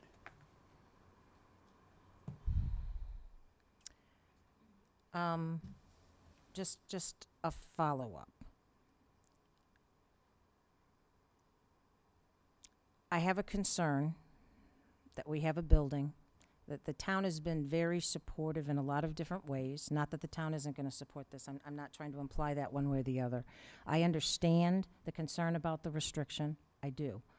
But I look at some of the recent things the town has done with CPC money. The Burnett House was putting a restriction. That was over $1 million or $1 million, roughly. I think it was 870. Okay, so I'm kind of close. I'm in the ballpark. Over $1 million when you add in the interest. Okay. I look at the golf course, the conversations that were had on the golf course on what could or couldn't be done on the golf course, and the town was for preserving. So then I look at the library and the talk of preserving our downtown and the heritage of our downtown. So 50 years from now, will it be a library? I don't know. I'm obviously with the deed, which I'd be very interested to see.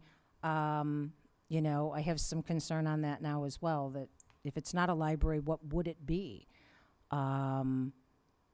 So I guess I answered my own question. But I think the town generally has been very supportive. I just don't know how, if tonight we can even bridge this gap or get the questions that we need to move forward on this article. And I- I'm sorry, go ahead, Go Mr. ahead. Shea. No, go ahead. So, just- go ahead, Bonnie. I just have one follow-up question, and it's in the second paragraph of the warrant. You don't have it in front of you, though. If the library trustees, the Board of Selectmen, or the historical organization applies for grants, federal or state grants, this article says, said gifts or grants to be deposited in Historic Reserve Community Preservation Fund. So any grants that they apply for would have to go back to the Community Preservation Fund? Are they reimbursing them, the town? It's, The language there is from the Community Preservation Coalition. Typically, if they got a grant to do some of the construction work, say, if you don't have that language, it goes into the general fund. This is CPA funds, it goes back not to the money that we've spent out, yes, for community preservation. There's an organization called Mass Historic. Our intention is to apply for a $50,000 grant, which would help reduce the cost of what we're asking through the so CPC. it would not pay down the debt, it would reimburse your funds. We could use it to pay down the debt. I mean, in effect, it would. I mean, we would use it, say it was $50,000, that's, All right, then it says said gifts or grants. What's gifts? If- Any gift to the library? for the purpose of this reconstruction project, the restoration project. So Okay. not if someone wants to gift a children's room. It's for this specific warrant article. It covers work. anybody who would want to make a substantive donation towards the project, and a So private a individual. citizen steps forward and says, here's $1,000 to go to your renovation project, that money would have to go back to the community preservation fund, as it's written.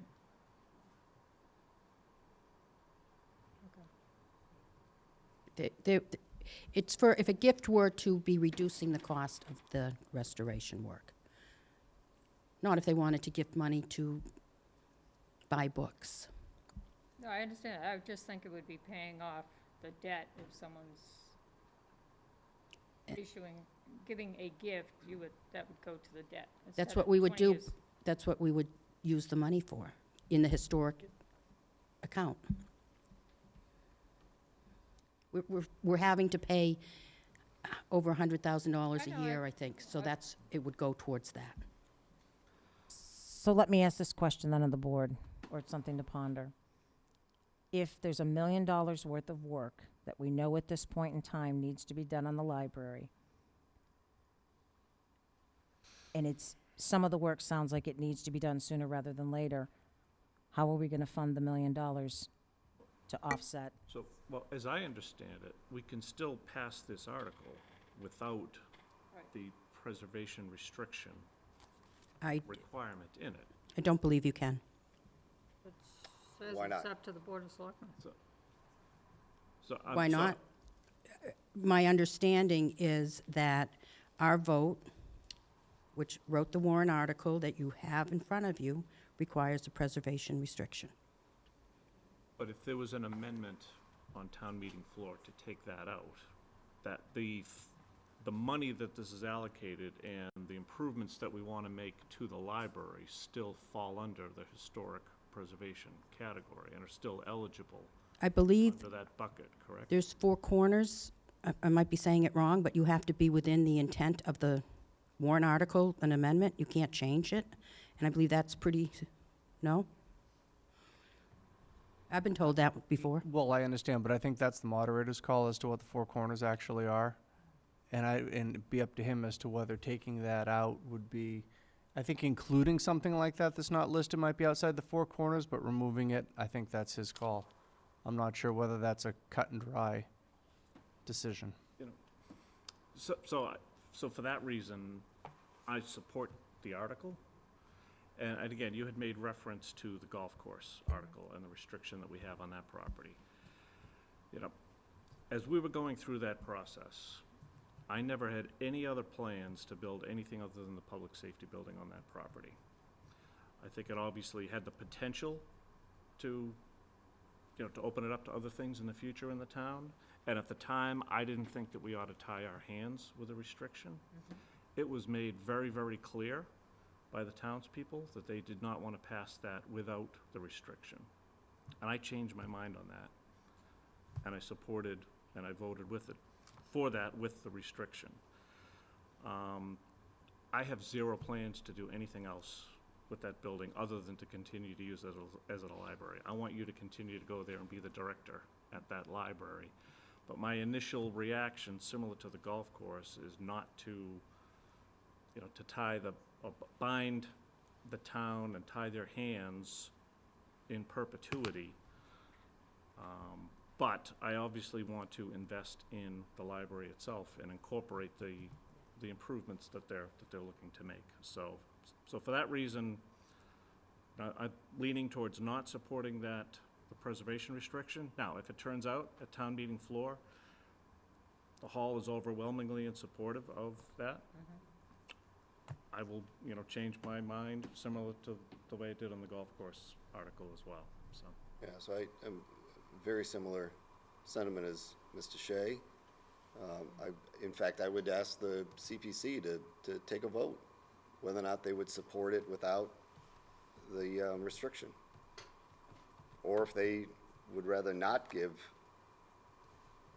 suggest that the funding go to the library unless it comes with a restriction. I will tell you that we have a meeting on the 14th, and I will be sure to put this on our agenda. I will say that our vote was very clear when we voted to support this over $1 million project that had originally been put forth as $400,000. We were very clear that we thought that a preservation restriction was suitable and not just suitable, but actually something we would want and the townspeople would want. But I'm just one person, so I'm not going to say how the committee would vote, but I'll put it on the agenda. Well, that would be my ask, because I'm very supportive of the library. At present, not supportive of adding a restriction to it. Okay. I would be interested to hear what the vote is on the 14th. I would suggest we leave this at town meeting as far as support. Obviously, if the board feels differently, that's fine, and we can take a position. If we had to vote on it now, I would not be able to support it, so. So I would suggest we wait then, because depending on what the vote of CPC may be on the 14th, it may change your support or non-support. So, I agree with that. and we are meeting on the 19th, I would, so we can readdress it then. can I ask, so I have one not supporting with the restriction? Bonnie? I think you have 3 that are concerned with the I restriction. hear concern, I'm not hearing don't support without I a don't restriction. support it with the restriction. Okay, so that could impact our, or my, it could impact, if in fact, I'll have the committee vote. Okay, thank you. Claire, I think Claire was waiting to say something I'm sorry, for a Claire. very long time. 2 very quick questions. I'm sure I'm probably not the only one who doesn't thoroughly understand preservation restrictions, but as far as the windows go, are they already energy efficient, or would a preservation restriction, I would think, restrict them from being replaced with energy efficient windows? Just something to, I don't need an answer, but just something. Well, may I answer that? The windows themselves are historic. You don't replace them with energy-efficient windows, but you can add storm windows, and you can, there's different ways of doing it, and it's improved over the years. Okay, and then one other question. We're talking about $1 million here, and I've heard quite a few times that these are all recommendations from the assessment. Is that a report, or who did the assessment, and where is the thing that says? I can answer that for you. Tomorrow night, we're doing a library facade restoration update at the library, where we're going to be doing a formal presentation based on the assessment report. If you go to the library's website, there's a front rotator that includes sort of a program advertisement, but includes a link both to the CPC grant application, the SSV assessment report, which came from the architects that were hired by our operating project manager, and then it also just includes a link to the town warrant, so people know where it falls once it gets to town meeting. So there'll be a lot of information. If people want printed copies of the assessment report, I can provide those for people tomorrow night. So please come to the library. That's my plug to get you there at 7 See, o'clock. I gave you an ad But here. we are also, Southborough Access Media is coming to film the presentation, so it will be available to voters in advance of town meeting if they have any questions. Okay, thank you. Mr. Haggerty. Jim Haggerty, 14 Maple Crest Drive. I'm going to put my hat on as a former chair of the Recreation Commission. And when Mrs. Reynolds brought that up about the windows, it caused me to want to come up here. I'd ask the Board of Selectmen to please make it a point to get down and visit the Recreation office in South Union School. When that building was renovated and it was historic issues involved with those windows there, it's awful. Those are not energy efficient windows. They're single pane windows, and the storm windows is a piece of plexiglass on the inside of it. So before you sign off on the historic preservation issues on these things, be very careful. And as a resident, it seems like we're buying a pig in a poke here. You know, we're being asked to vote at town meeting on a preservation that nobody's going to see at town meeting, that it's going to come down the road someplace. And I got to tell you, it's a disaster the way the rec building worked out. I mean, you have to wear a coat when it's inside that building in the winter. So I think it's very important to understand that you're ask the voters to sign off on something that's not going to be in print until after the fact. And if it turns out like the rec building, it's a terrible, terrible waste of town money. And one last point, this is not found money from the state of Massachusetts. Once upon a time, the state reimbursed or gave a grant of 50%, matched 50% of the money. That now that Springfield and Boston are in the mix, it used to be 1-to-1. Now it's only 12%. So 88 cents of every dollar we spend here comes out of our pocket. I think it's terrific to spend this on the library, but a tale of caution, look at what happened in the rec building. That's a terrible, terrible, terrible job. Thank you, Mr. Haggerty. Can I just make one final? Can I ask a question, Mr. Haggerty? A question of amending this article with your history of town meeting? Absolutely. If it's within the four corners of the warrant, if it's something that's printed on the page, absolutely you can address anything that's on the page. It's when you try to add something that isn't already printed in the warrant, that's when you run into problems. Okay, thank you. So just as sort of a final aside, because the windows have come up repeatedly, and that was something I talked with our operating project manager, Mary Bolso, who will be at the library tomorrow night at 7 o'clock. She will be with the architect who did the assessment report. Her name is Lynn Spencer. So if they're going to go over the windows very specifically in that presentation. We are looking to add storm windows that I don't believe are going to be the same situation as the rec center. Mary has done a lot of historical preservation projects in the past. This is definitely her field. She's very confident that we can make the windows restored historically, but also function efficiently. So she's better at convincing everyone than I, which is why I'm trying to get everybody to go to the library tomorrow night. All right, thank you. All right, so are we in support of position for this at town meeting still as of tonight? I mean, it could change on the 19th. As of tonight. As of tonight. Yes. Okay. Yes. Okay. Okay. That being said, Article 23, CPA funds for Civil War flag. Hi. This is a project put forth from the Southborough Historical Society, and I have Rebecca Deans Rowe here tonight, who is going to talk about the project that the CPC reviewed and moved forward to town meeting. Good evening. Is it there? It is there. I'm not a word person, so I'll do my best. There we go. So This request is for collection, preservation, and conservation project with Southborough Historical Society. And I wanted to just speak very, very briefly about how it fits into our overall mission of preserving our past for our future, and into our current theme for the year of Voices Found, where we are trying to honor residents who might not be as prominent as the Burnett family, but contributed greatly to the shaping of the town of Southborough. And it fits in, we used, as many of you know, in 2018 CPC funding to restore the old burial ground. I hope some of you have toured it since and seen the beautiful work that was done there. We're building an interactive burial ground map for our website so that historians, students, genealogists can research the people who are buried there and learn about them. And part of this request is for a Civil War burial flag conservation, which I'll talk a little bit more about later. It's a very special project. We're pretty excited about it.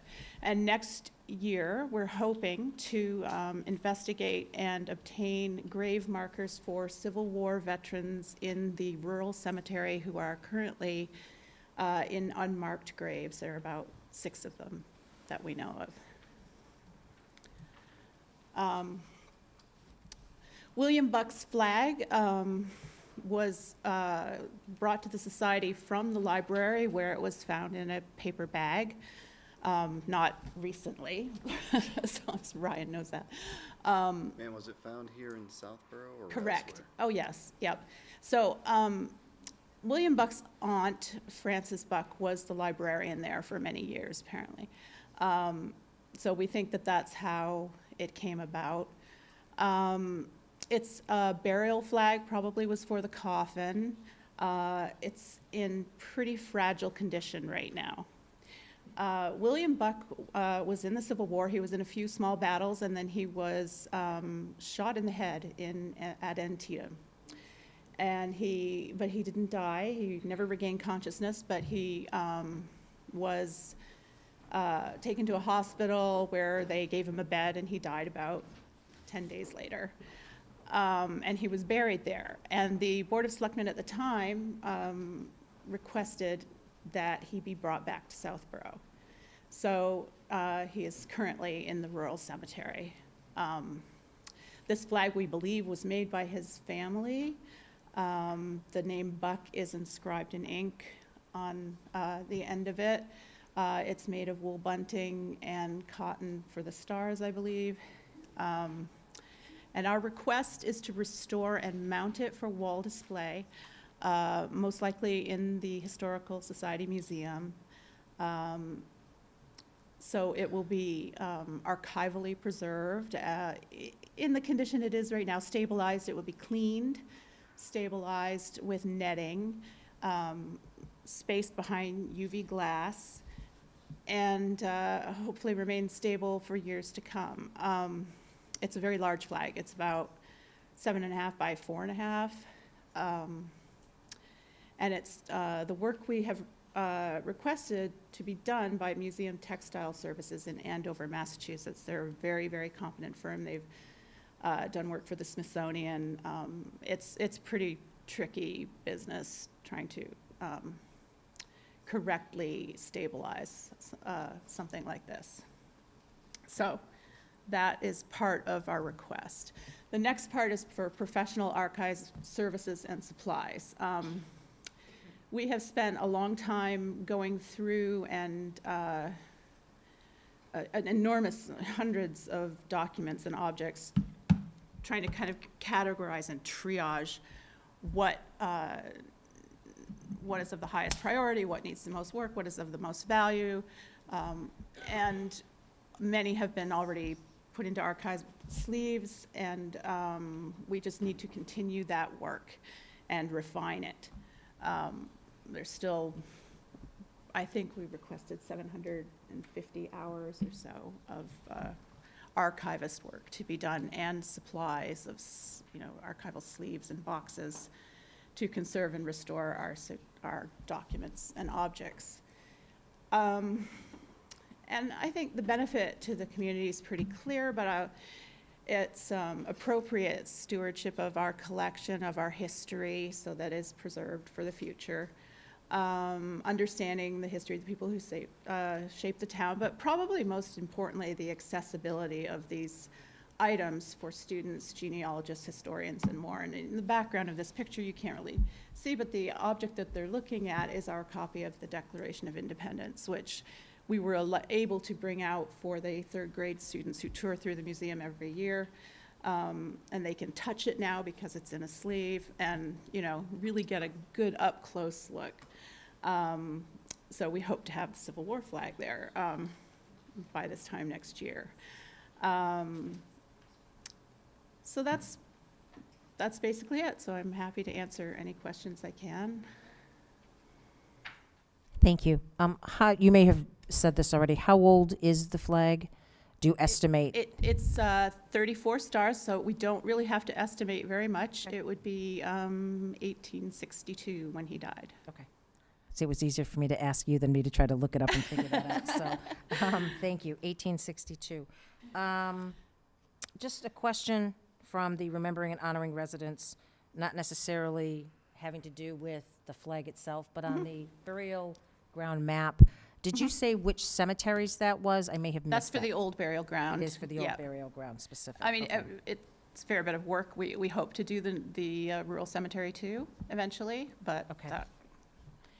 And just one question regarding the article itself, that funding is contingent upon a signed affidavit between the Historical Society and the town affirming that the flag will remain in the Historical Society's possession. I worry a little bit about that, that the taxpayers, and again, it's not about preserving, I support preserving the flag. I just worry about that somewhere down the road, the town has no control over the flag itself. If there's some disagreement or whatever, again, you never know down the road with the town. The town has lost the opportunity to be able to display short of through the Historical Society. So that's my only concern. I support the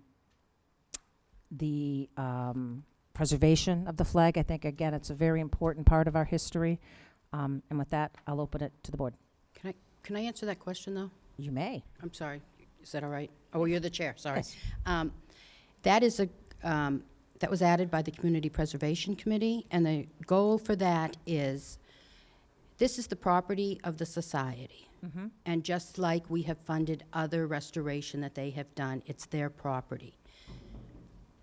They have the ability to sell their property if they could choose, if it meets their mission, that they want to invest or buy something more important.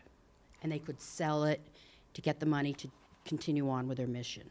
The Community Preservation Committee believed that we wanted to ensure that the flag stayed in the town for the benefit of the townspeople and couldn't be sold, and also that if there was any chance the society ever went under, for, not that we see that happening, that the flag would then come to the town, because we're putting the investment in. That is the goal, and that is the reason for that language. That leads me to another question. How did the flag become the possession of the Historical Society if it was found in a paper bag in the library? I'm just asking the question because I know someone's going to ask it. So. Well, I don't think anyone can completely answer that. Okay. It was given to the society by whomever walked in the door with it in that bag. Fair enough. That completely answers my question. Thank you. Yeah. Other members of the board? So if I understand this correctly, the flag is owned by, the legal owner of that flag is the society?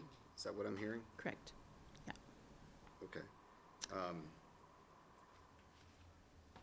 So obviously then remaining in the possession of the society. I was actually thinking, how many people come in and out of the museum on a Until regular recently, day, or- until recently, not a lot, and that's a good question. That goes to our next. We have open hours now on Sunday that we will expand.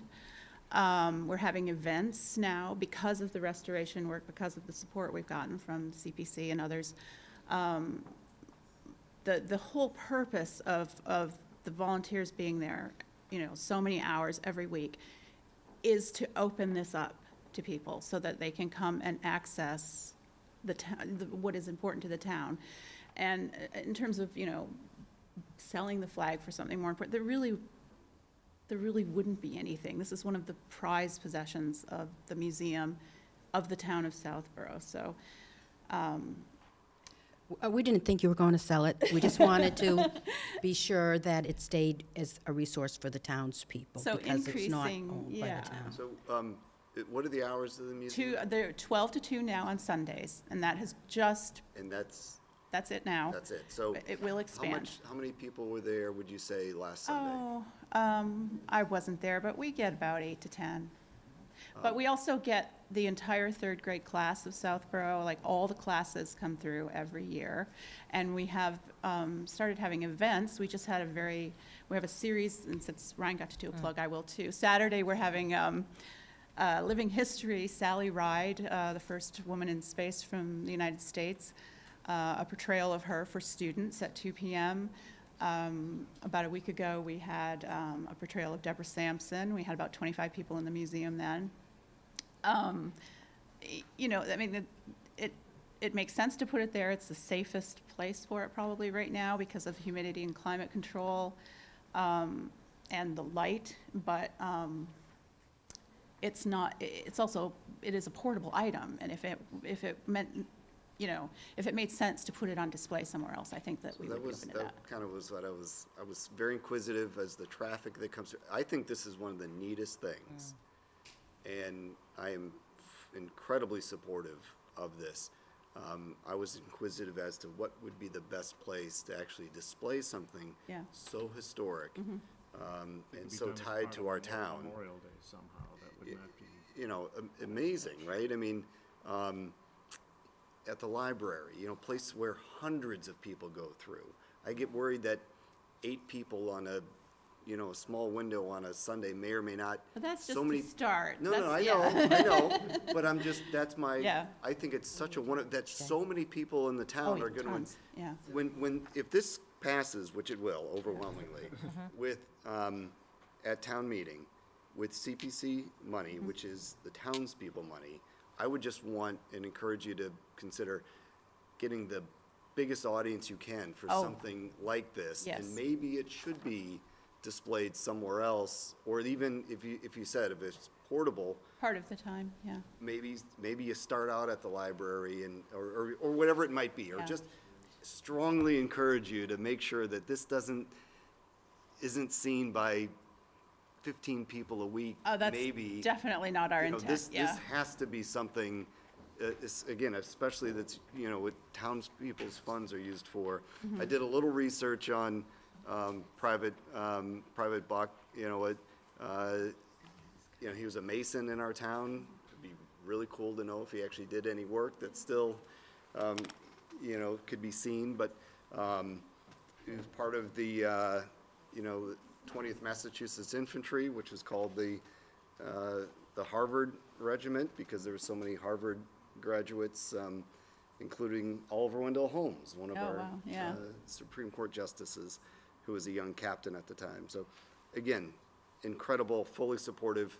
Please consider how you can fully promote it. Yeah, we definitely will. Our only concern for displaying it is the light is a huge factor. Sure. In terms of if we want to keep it up all the time. And hopefully how it's preserved will help. It will help, but they still recommend it be in very low light. So. Thank you for doing this also. You're welcome. I think you probably already had my question sent to you by an email, or Joe might have received it. I don't think so. I mean, you're doing great work over there. The place looks wonderful. Thank you. And we're investing in the town's history and archiving. There's no sprinkler in that building. Oh, no, Sprinkler system. there isn't. I actually did hear, but I spoke to Joe about this. There's we no gonna be- sprinkler here either. No, I understand that, but, well, But this is the history of the town that you're Yes, saving, restoring, but the building itself isn't sprinkled. I know it has a firebox. it fire has alarm. fire safety system that goes, the alarm will go off automatically very quickly, like within seconds, through to the fire station. I hope you would look into that aspect of how we're gonna save what's in the building. We have investigated that. The problem, we would have to have not an ordinary, a fire suppression system with a chemical, because water would just destroy everything. So, Well, even what, I think we need to know at some point what that might cost. Yeah. I mean, this is an investment. it is, yep. I think we need to really look at how we're gonna see that we're safeguarding that investment. Mhm. I'd like to say something about the Historic Society that, you know, was it a year ago, 2 years ago, we did the CPC reached out, worked with Kate Madison from the Historical Commission, who was a CPC member, and she really ran with the old burial ground restoration and did magnificent work there. And she recently passed away, for those who don't know, and we miss her greatly, and her seat can't be filled. There will be another chair there, but Kate's seat will never be filled. She took this project and made it happen, and this was under the control of the DPW, and they just didn't have the resources to put a project together. And what ties into the society, if anyone was here at Heritage Day, they did a walk through different grave sites with stories, and it led you up from the grounds at St. Mark's Field to the Historical Museum. There were people in and out all afternoon, and they had an old fire truck there where people were using. So I have no doubt that the historical flag will have the same sort of attention paid to it. Didn't you say he's buried in the rural cemetery? Yes. So, I mean, I can see things connecting from that burial site, and it creates more of a connectivity past the old historic library. But, you know, it's not going to just sit by itself in the museum, given the level of activity that they've been engaged in Thank you. recently. Claire? Can you just give a little background on how you came up with the figure of $50,000 for restoring it? I mean, I'm sure there's not a lot of places that do this kind of work, but Flag isn't 50,000. The flag is about 20 to 22,000, 20,000, I think. The remaining funds were the hours for an archivist to continue working there, going through the entire collection so that we can identify more items that need conservation and preservation, and to stabilize everything so that it, you know, is properly housed. so the balance is for hours, you said? Correct, and supplies, archival supplies. Okay, and that would be for somebody who's hired in to do that? Yes, currently doing the work. Okay, all right, thank you. We have, and I see Mr. Haggerty here, but we have tons of historic documents right here in this building, right? yeah. Are those being reviewed as well? Are those being preserved? Are not they yet, gonna we be would love moved? to. Is that part of a project someday? Would love We to. hope. Yeah. He already has a project with CPA fundings he's working on now, and I think it's the third phase. We started with Paul Berry, so it's ongoing. Okay. Thank you. Mr. Rooney? So I just have a quick question on the lineage issue. You indicated it was found in a paper bag with a name on it. There is a family in town with that last name. Are they aware of the existence of this flag? Is there any sort of document which transfers its possession to the town? Is there any concern that perhaps after the restoration, the family would lay claim to the flag? Well, I mean, I think. I'm sure you might face that question at town meeting. Yeah, we might, and we've begun digging around to see if there are ancestors. William Buck only had one brother. It's unclear, at this point whether that family is related to the Bucks in town Okay. right now. I think, isn't it that possession is not against the law? Well, We, It was gifted to us and in some form. You don't know the form, though? I don't. Okay. There's no documents indicating the form? No, unfortunately, that was one of the areas that was lacking Yeah. in, the, you know, Okay. Thank following you. up the And collection. ma'am, have you been in contact with the Buck family? No. Be happy to. Plan on reaching out to them just to see? I mean, I think it'd be really interesting if they were related. Yes, it would, yeah, yeah. Would you reach out to them? Sure, yeah. I think that'd be good. And actually, I would be happy to help facilitate that conversation. you. They're my Okay. neighbors. So, yeah, I would be happy to, make the introductions. Right, there. okay, thank you. Okay, that being said, I am So moved. in support. Okay, there we go. Is there a second? Second. All in favor? Aye. Aye, thank you. Well done. Thank you. You got it well done. Way to go. All right, Article 24, CPA funds for invasive species.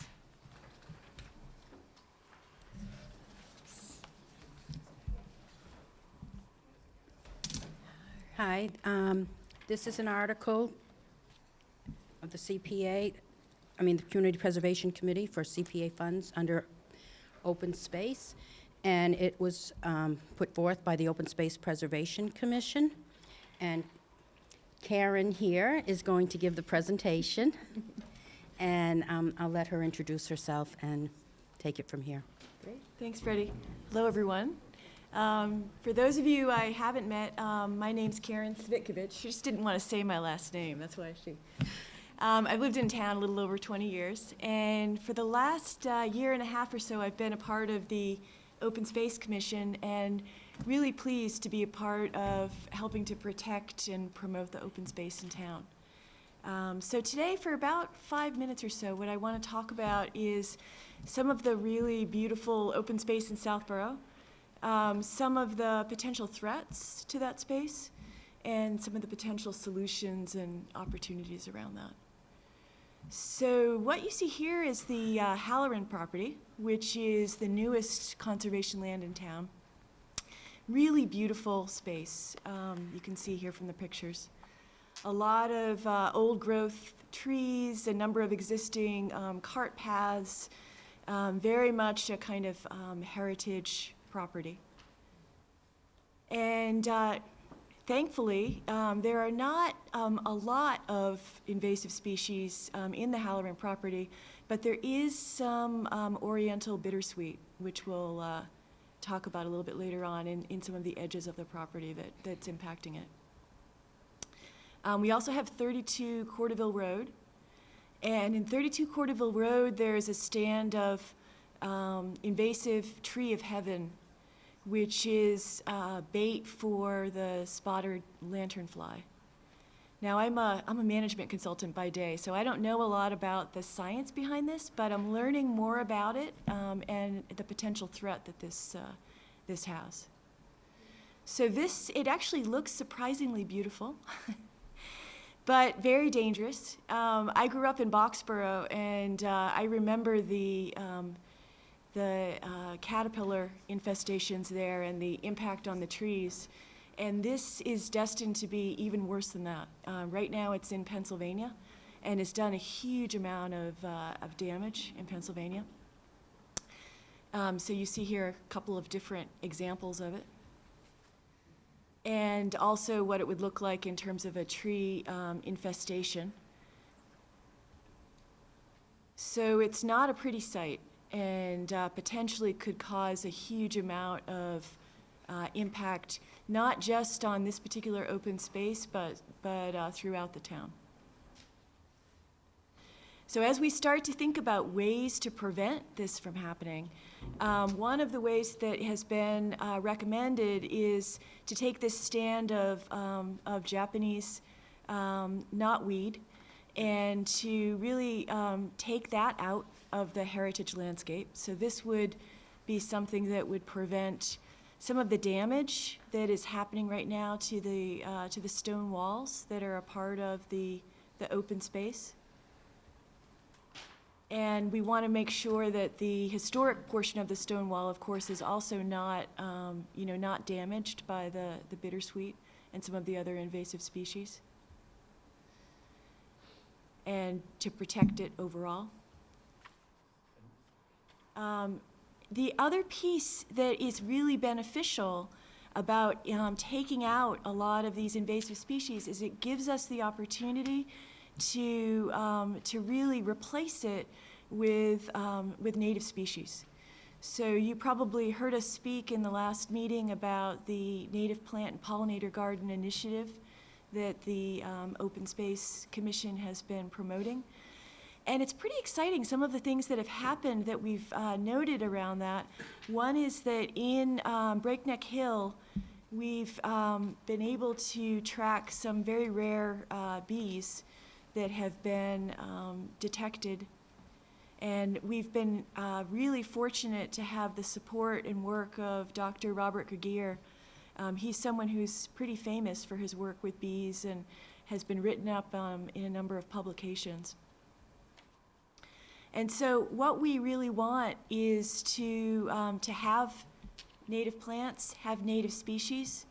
We want to make sure to take out some of the potential invasive species that could cause this infestation, and really continue to preserve the beautiful space and the potential for that space throughout Southborough.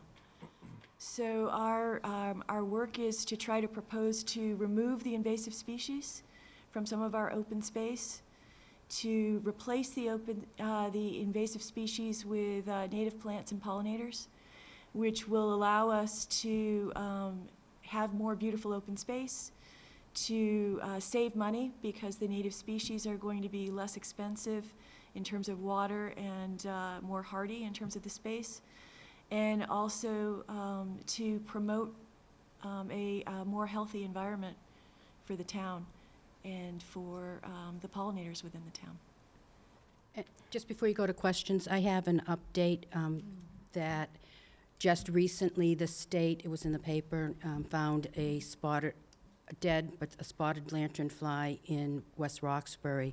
The spotted lanternfly comes to the Tree of Heaven. It's where it will mate and breed, and then it will go to every other tree. It impacts not just the Tree of Heaven, it then goes, and unlike other infestations where they have a special tree they will hit, they hit everything. If you like your wine, you might be saying goodbye to that because wineries are being impacted. Pennsylvania is under dire straits where they tried to quarantine it. It travels on cars, box cars. The first hurricane they'll be arriving. The state is looking to map all the Tree of Heaven and trying to find ways to get rid of it. If we can get a head start on that, we can help prevent and limit the level of infestation in our town. The fact that they found one means they're coming. They're in New York, they're in Maryland, the quarantine in Pennsylvania didn't work, and it's been called the worst infestation, the worst insect to hit our shores in over 100 years, maybe ever. It is a serious threat, not just to your landscape, your yard, to all the trees in town. It's not a simple thing, and if we can get a head start on it, that is one of the driving forces of taking those trees out. And then it was the Japanese knotweed, has deep roots, and that stone wall, we once had a CPA project for the stone wall in front of the Choate Field. It was over $200,000, and that was over 10 years ago. The stone wall along Route 85 is in relatively good shape. We had two experts, wildlife experts, who came out and said the deep roots of so it's a second invasive, the deep roots of the Japanese knotweed is actually uprooting the stones. You're seeing some of them are falling out. So the real purpose of this project is get rid of the invasives, store the integrity of that stone wall, which has benefit, and it also, where the, these are winter pictures, but in the summer, it blocks, it's a solid wall, and it blocks the heritage landscape of why we invested in this property. 32 Corderville Road, which is the golf course, but this project is not about golf. It's a conservation project, which is why we're calling it by its street address, because it's not about, it doesn't impact or benefit the golfing, it's for the conservation values of the property. Thank you. Sorry. Mr. Shea, I saw you had a question earlier. Would you like to go first? Yeah, sure. So I think you've touched on the question that I had. I just wanted to just clarify the location where the invasive species and the stone wall. So I guess if you could give more detail, like exactly, where on the golf course, what is the area that we're looking at? Do we need to coordinate with a golf course management company on this? Does that come into play? Well, yes, we would, and yes, we have. So we had a site walk for about 8 hours one day. We had the golf course, we had town conservation agent, the Sudbury Valley trustees, the golf course management company, and Audubon International all out there. And this was identified. This will also help go towards the Audubon International certification, because getting rid of invasives is one of the requirements. This is not all the invasives on the property, but if you're driving up Route 85, as you come across the causeway cutting north into town, where that wood stand is, in the summer you can barely see it, and you can barely see the viewscape, what is one of the things for the heritage landscape we paid to protect. So that is all solid wall up to about the Japanese knotweed, and then it turns into a stand of the Tree of Heaven. So So essentially third tee up. I don't know northerly. tees. Okay. Believe it or not, I work on the golf course CR, and I still say, where is it? So it's really on the road frontage. Yeah, I'm just trying to get, do you have a rough length of the roadway frontage that you're looking to cover here? We estimated around 1/4 acre of invasives. I think it's from about the, Name, please. Sorry. so there's Andrew Mills, I'm a member of the CPC, and I abut the golf course and walk it frequently. So I think that the invasive is about where the green is for the second tee down to the tee for the third hole. Does that make sense? Yes. Confirmed? Yeah. Speaking golf language, that's good. And to get rid of the Japanese knotweed, I'll say it's not simple. It's a 3-year process, but we will do it with the highest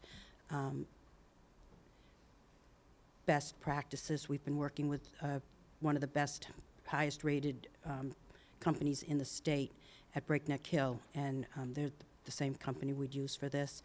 There's wetlands nearby. We have to be, aware of that, so there's some permitting. That's in the grant. But it's a good project on many levels. So it's not just about invasive species. It preserves a historic, if you go there and stand, look at the golf course stone wall, and then look across the street at the beautiful stone wall at the cemetery. Now, if that's cleaned up, it's going to make an even more impressive gateway into the center and the heart of our town. I'm all set. Thank you. Okay, I just have a couple quick questions. So is this article just for the golf course, or is it covering the Halloran property or other properties as well? It's the Halloran property and the golf course. Okay. And it's not the golf course. Well, It's just 32 that, Porterville. Road. well, it's just that segment on the road frontage.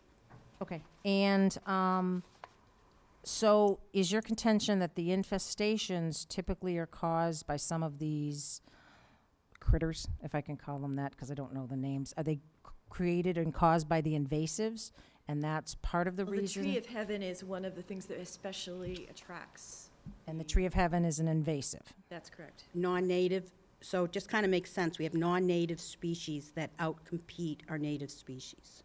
Okay. And non-native insects tend to like, because they grew up, evolved with them, non-native tree, it's their tree from home that they go to, and it helps them create a breeding situation. And then after they breed, they go and lay their eggs on any tree, and the critters coming up will eat Everything. Okay. apple trees, And part of the, pine trees, what's that, grape? is their replanting? I know you talked about putting natives in. Is any of that included in these Yes. funds as well? This will cover this money to replace, because if you just leave it bare, you're going to get more invasive. So one of the things is to replant with species that give the greatest benefit to some of our, everyone's hearing about the pollinator insect crisis. This will help with that under the guidance of Dr. Robert Gigier for the bumblebee species, Okay, and I know Representative Dykema is, working with Rob. okay, she is. Okay, perfect. That's it from me. Mrs. Faniff? Is this a contracted service you're using to remove these trees? Who's doing the work? Is any department in town doing any phase of this? Not at this time, because it is invasive species work, and you want, well, specifically for in the wetlands, you have to have a licensed contractor. We'll have to get permitting. For the trees,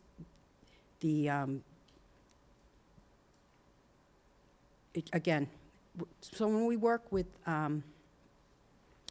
it's called Chris Politan's company, changed the name, it was Politan Ecological. He actually calls it making a cocktail specific to whichever species you're using. And we had worked with other companies, and you can, first of all, we don't like using chemicals, but sometimes it's actually the least invasive method using to get rid of invasives, because you don't want to disturb the soil, you don't want to create a situation where more plants come in. But he will pick the specific, he will mix up a specific combination of chemicals for that location, for that species, and we get the best return on our investment. We want to use the least amount of chemicals for the shortest amount of time, but we want full coverage. But there's no there's no need to use any other department in this town to achieve this. Highway, You nobody? know, I see Karen sitting there, but I imagine with all the level of Japanese knotweed throughout town, No, this project you're doing. The one that we're discussing this evening. Will the highway personnel be doing any work to accomplish we hadn't it? asked them, we can? No. I don't know. Guessing you do. I'm saying, they Well, didn't maybe come we'll to hear from mind, Karen. so Maybe she Karen's knows. there. I just had a question, so, can I ask? Yeah. So it sounds like the knotweed you're gonna spray and kill. With the trees where you did the loose strife and we ended up you didn't have disposal included and we ended up doing that, the town ended up doing it, is that the case with the tree of heaven? Like, what is your plan? Does it include disposal of whatever? And that's kind of where I want to make sure we're not involved. They're saplings. So you're If- getting rid of them somewhere, but We you're are. not It would expecting make us to take them to the transfer station again.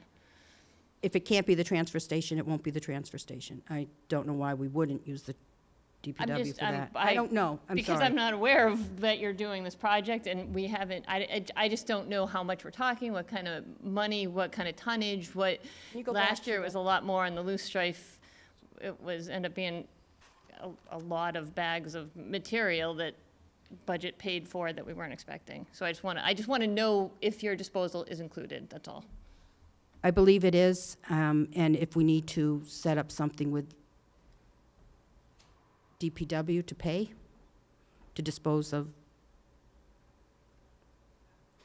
I think it makes sense to work that out in advance, because I think it's a good question if it ends up affecting another budget. It'd be good to work that out in advance if you could do that. Right, it wouldn't be our intent. We didn't think there was that much purple loose strife, and we actually had to go.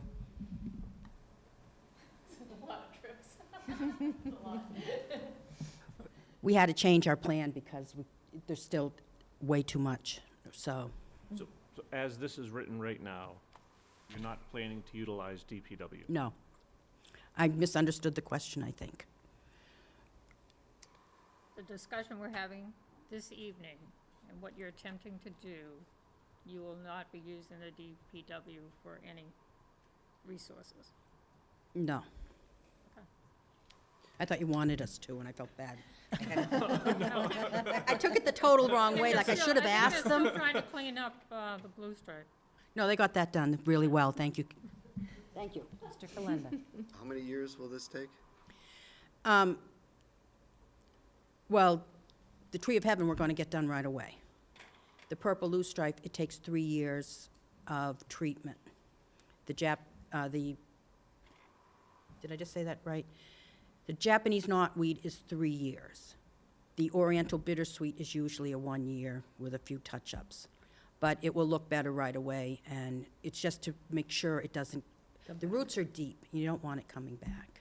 Will there be any evidence of completion or something that you could show to the town, to this board afterwards to say, hey, you spent this much money, looked how nice it is? I think it'd be nice to have a before and after too. I think it would help. You know, I think there's should open look space. dramatically different, There's yeah. open space articles that come under CPC, I think, virtually every year. Is that fair? Not that I'm You're aware on of, but. both, I think, right? So you would- Yes, you would have- no, we haven't had one in a long time. Well, sorry, no. from the Open Space Preservation Commission. The Selectmen had one to purchase the Halloran property, so that was an open space project under the Selectmen. Is that what you're talking about? I'm thinking of a different one that I thought was fairly recent. It was an open space one that came through CPC for money. I'd have to look and see. I just think it'd be helpful to be able to show A before and after. townspeople, I agree. hey, I agree. your money's well spent on these, because a lot of people, me included, you know, are gonna see this and say, okay, what's really gonna happen? You know, 3 years down the road, am I gonna remember? We will have a It big, would be wonderful to be able to, any project, you know, I know we're gonna see demonstrable things from other CPC funding, including the library. I mean, everyone's gonna see that if that ends up happening. I just think it'd be helpful. thank you. We plan to have a big opening day to coincide with the opening of the public safety building. No, I mean, we can have events there. We have a garden tour planned, so can tie into that. There certainly will be things for people to see. Yeah, so when we're spending the taxpayer dollar, I like to be able to know that it was money well spent. Here was the picture, Yep. you know, and Here's the here's how before it and here's looked the after. after. I just think that would help for me to be able to say year after year, I'm supportive of this, I'm supportive of this, I'm supportive of this, because I It's don't a very know. reasonable request. I don't know. If I can piggyback on that, so it's a great question. So for the first year, I would imagine you somehow, the majority of it is treating the roots, from what I'm hearing tonight. The Japanese knotweed? Yes. So as far as seeing results from that, wouldn't it be somehow trimmed back? So you would see some immediate? Yeah, you're going to I see don't know. immediate.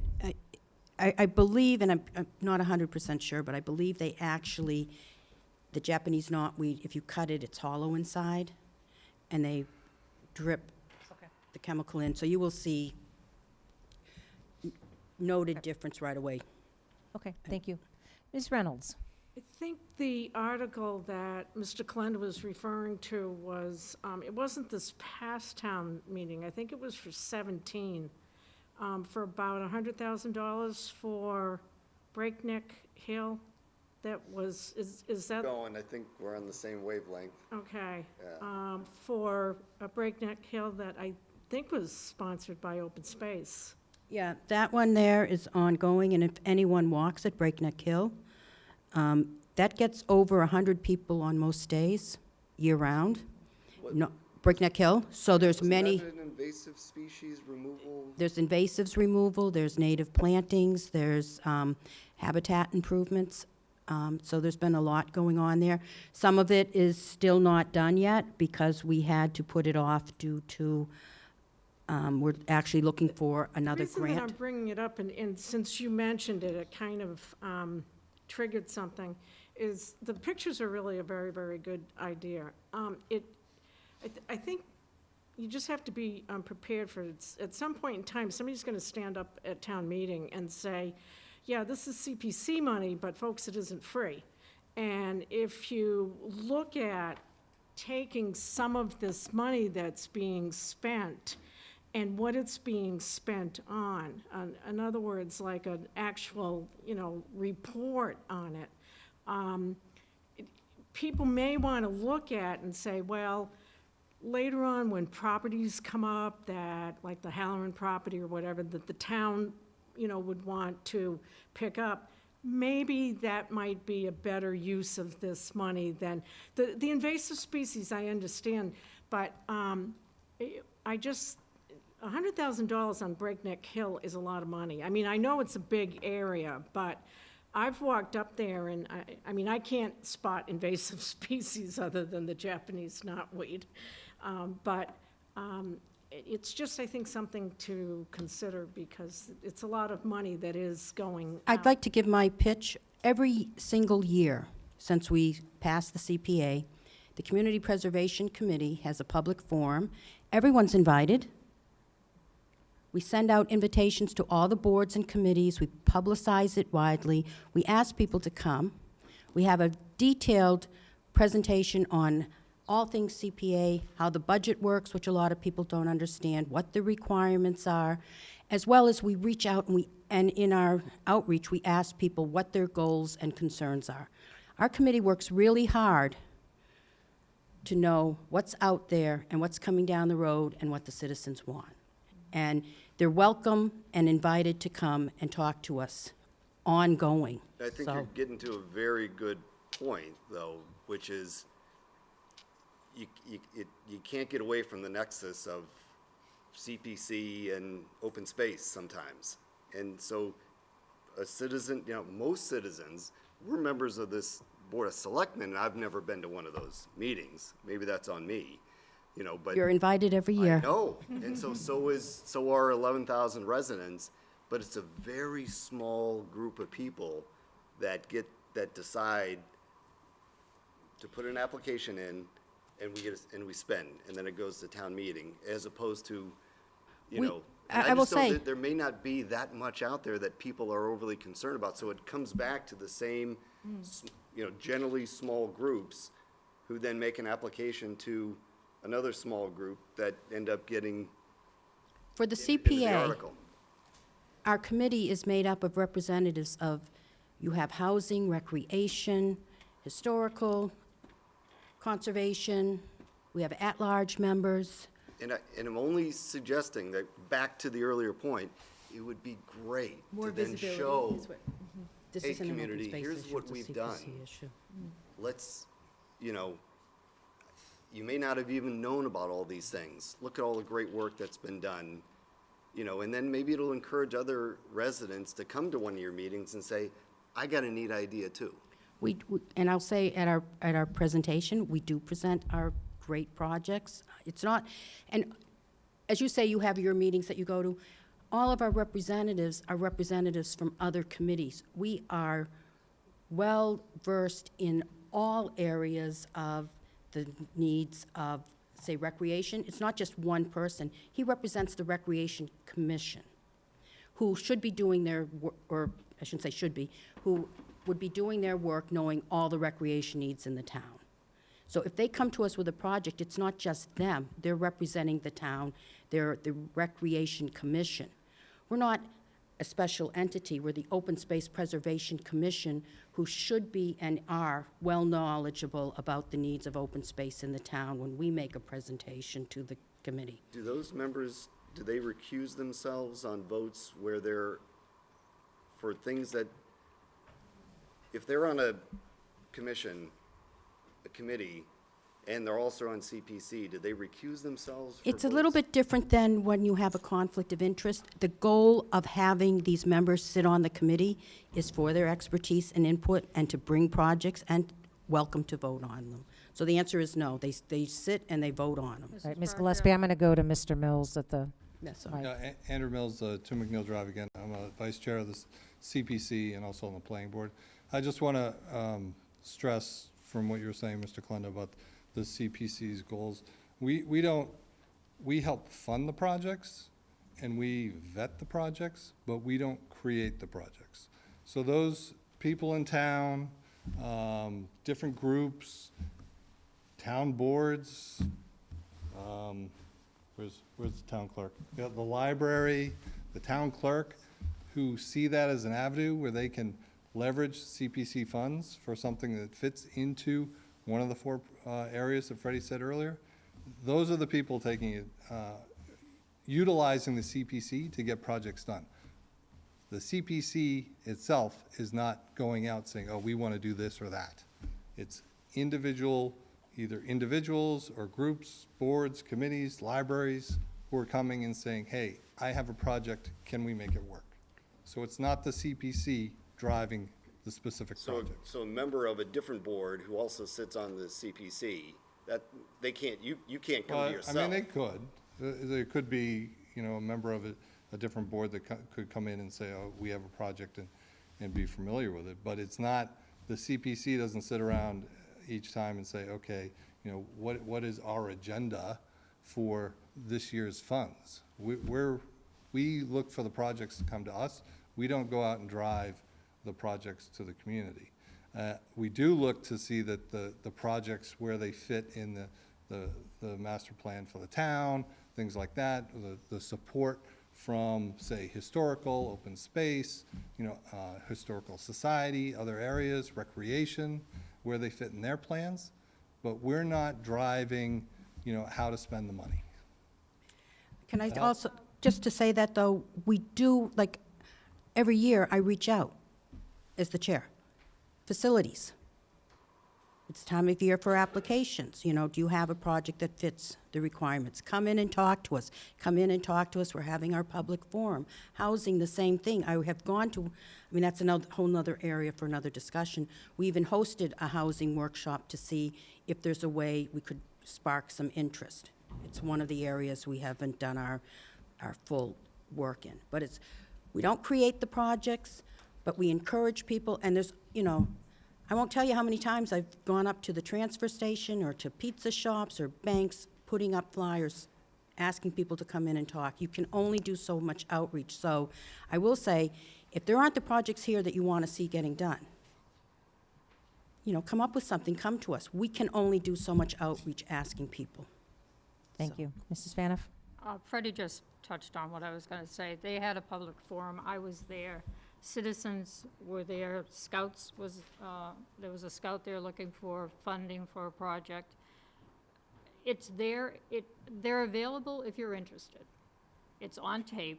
I was sitting there that evening. The deadline, the schedule, the application, and everything else. I mean, I have to agree. They do all they can do, and if you want to sit, you can find it on SAM and look for it. And there's probably 12 of them out there, or since they started filming them. We do it every year, so. I'll make a motion that that this board support Article 24 at town Second. meeting. So for discussion, I second it. so, and I'm gonna be supportive, but I was supportive a couple of years ago on the 100,000. I'm gonna be supportive of this. At some point, if I'm still on this board, that may run out. I wanna see, please help us, you know, show us those results. If you can, you know, Freddie, come back to another meeting and show us the work that's been done on Breakneck Hill Road. I think that would be helpful. And then on this one, I'd love to see results too. I think that'll Before and help after. year after year to say, we don't have to have long discussions about these. These are, yeah, we know results are coming. We've seen them before. Thank you. I appreciate that, because I think there is a tendency, we do a lot of outreach for the open space projects we work on, but we might be singing to the choir. You know, when we have walks and when we have presentations at the library, we're getting people who are interested in that topic and not the general townwide people knowing, you know, that maybe I don't walk there, but here's the benefit. Or maybe I walk there and I don't understand what's going on or what it looked like before they did this work. So thank you for that, and we will put something together for you after town meeting. Any further discussion? All in favor? Aye. Aye. Thank you. Article 26, demolition delay bylaw.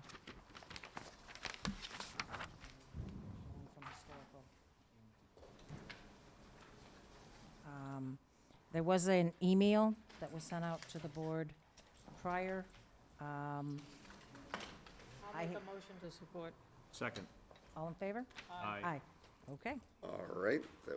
easy enough. I was Article- about to have a discussion, but so the vote was already taken, so I didn't actually vote on that, so I guess it passed. All right, Article 28, Public Trees Bylaw.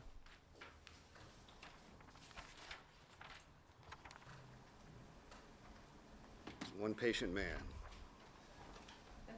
9:15. Welcome, Mr. Morris. It's early, that's right. It's early for planning board. That's a big file, we better get comfortable. Good evening. Actually,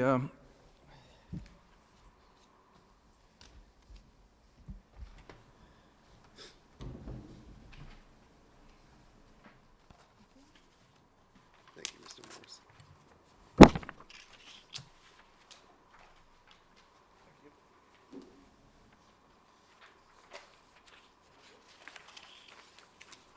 Mr. Morris, if I can ask, is this going to be the presentation that you use at town meeting?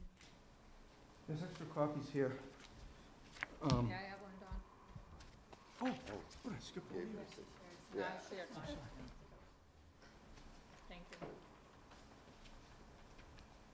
Let's just put them here. Excuse me, Mr. Morris, is this the presentation you're going to be using at town meeting? Yes. Okay, why I ask is if it wasn't, we may have put it up on the website, if you haven't already, through the planning board, just so the public doesn't have access to what we're looking at. So I don't know if is it on the planning board website by chance? Yes. Okay, thank you. This afternoon, I was with the town planner, and she contacted somebody and asked about these presentations, and we were told, I'm not sure who she contacted, but that there were no presentations tonight. So we didn't send our PowerPoint to anybody, so we printed all this stuff. But it is on the planning board's website, and this is essentially what we'll be showing at the town meeting. And our text, our talk to the slides times out at around 3.5 minutes. So for the purpose tonight, since we don't have the slides, this is Article 28, and it's called, it creates a new bylaw called trees. The purpose of this warrant article is to accomplish one of the 4 criteria for a city or town to become a Tree City USA community. The Tree City USA program has been greening up cities and towns across America since 1976. It's a nationwide movement that provides the framework necessary for communities to manage and expand their public trees. Tree City USA is a national recognition. Excuse me, Mr. Morris, actually, Mr. Laflamme is going to bring it up on the screen. Thanks. Thanks, Tom. I didn't mean to interrupt, but I figured it might be good to have up there while you're speaking. Sure. Appreciate it. While we're waiting, I want to thank our DPW Director, Karen, for helping the planning board and the town planner in making sure that this was, and also the town council reviewed this, and there were quite a few revisions to the original draft that resulted in having this new bylaw essentially be the same as what we already do. And by doing this, Thank you, by Tom. doing this, we'll be, hopefully become eligible to become a tree city. So it's a nationwide movement that provides the framework necessary for communities to manage and expand their public trees. Tree City USA is a national recognition program and is sponsored by the Arbor Day Foundation in partnership with the U.S. Forest Service and National Association of State Foresters. There's some bullets here that talk about how great trees are. So if anybody wants to learn more about how great trees are, it'll be available after the meeting.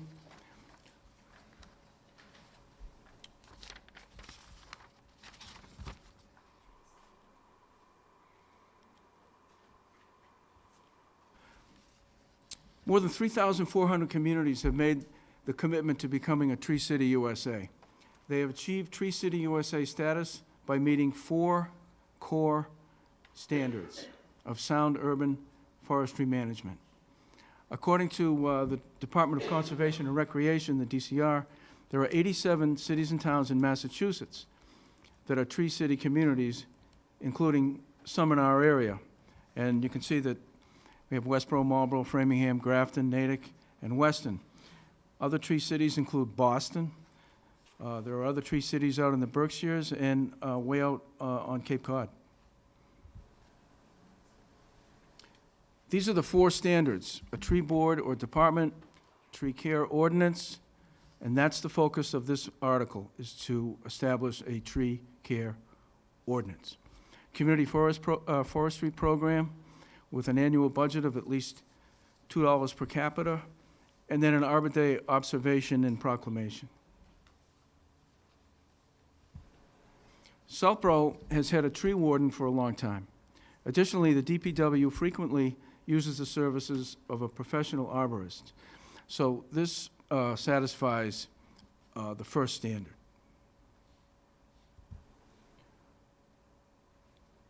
Tree care ordinance. Southborough does not meet standard number 2, and that's the goal of Article 28. An ordinance is approved by a city council in a city.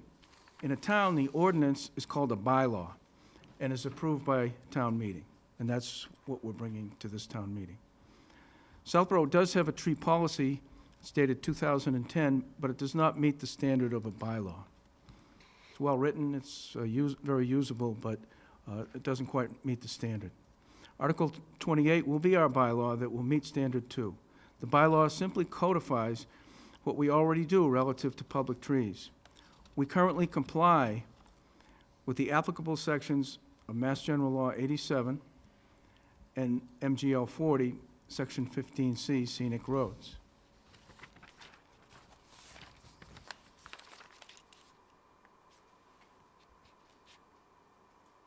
The Southborough meets standard number 3. The standard requires the $2 per capita. According to the DPW information, we spend well over $60,000 a year just on tree removal. And I think if this program gets a little bit more horsepower, we'll be able to see that the town actually spends quite a bit, much more money on trees within the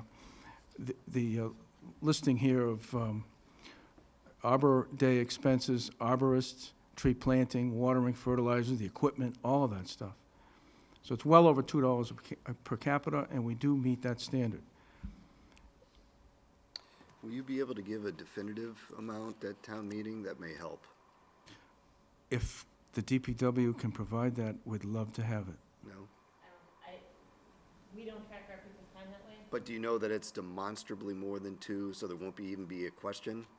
Yes, the line item's like 80,000. Oh, sorry. I guess I should turn on the mic to ask you to come to the mic. Just, yeah. Are you answering yes? Yes. It's demonstrably more than 2? Okay. Sorry, sir. Thank you.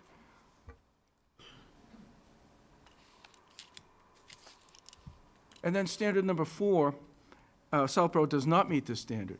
Approving Article 28 will encourage our selectmen to issue a proclamation to observe Arbor Day.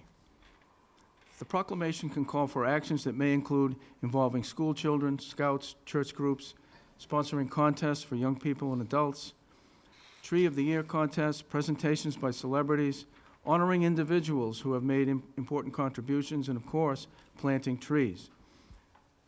And even though we spend a lot of money cutting trees down, recently the town has been spending money planting trees. So it's something we already do. And this proclamation, the Arbor Day, the Tree City USA program provides samples of the proclamations. We have one here, and we'd be glad to give that to the selectmen so they can put their signatures to it. And of course, in the absence of a volunteer, the town planner will draft the proclamation to your liking. However, this article does not require the selectmen to actually issue the proclamation. Only you can decide if you want to do that. But again, right now, we comply with 2 out of the 4. Creating Article 28, creating a bylaw, will be the 3rd item of compliance, And then the fourth item is simply a proclamation declaring Arbor Day in Southborough.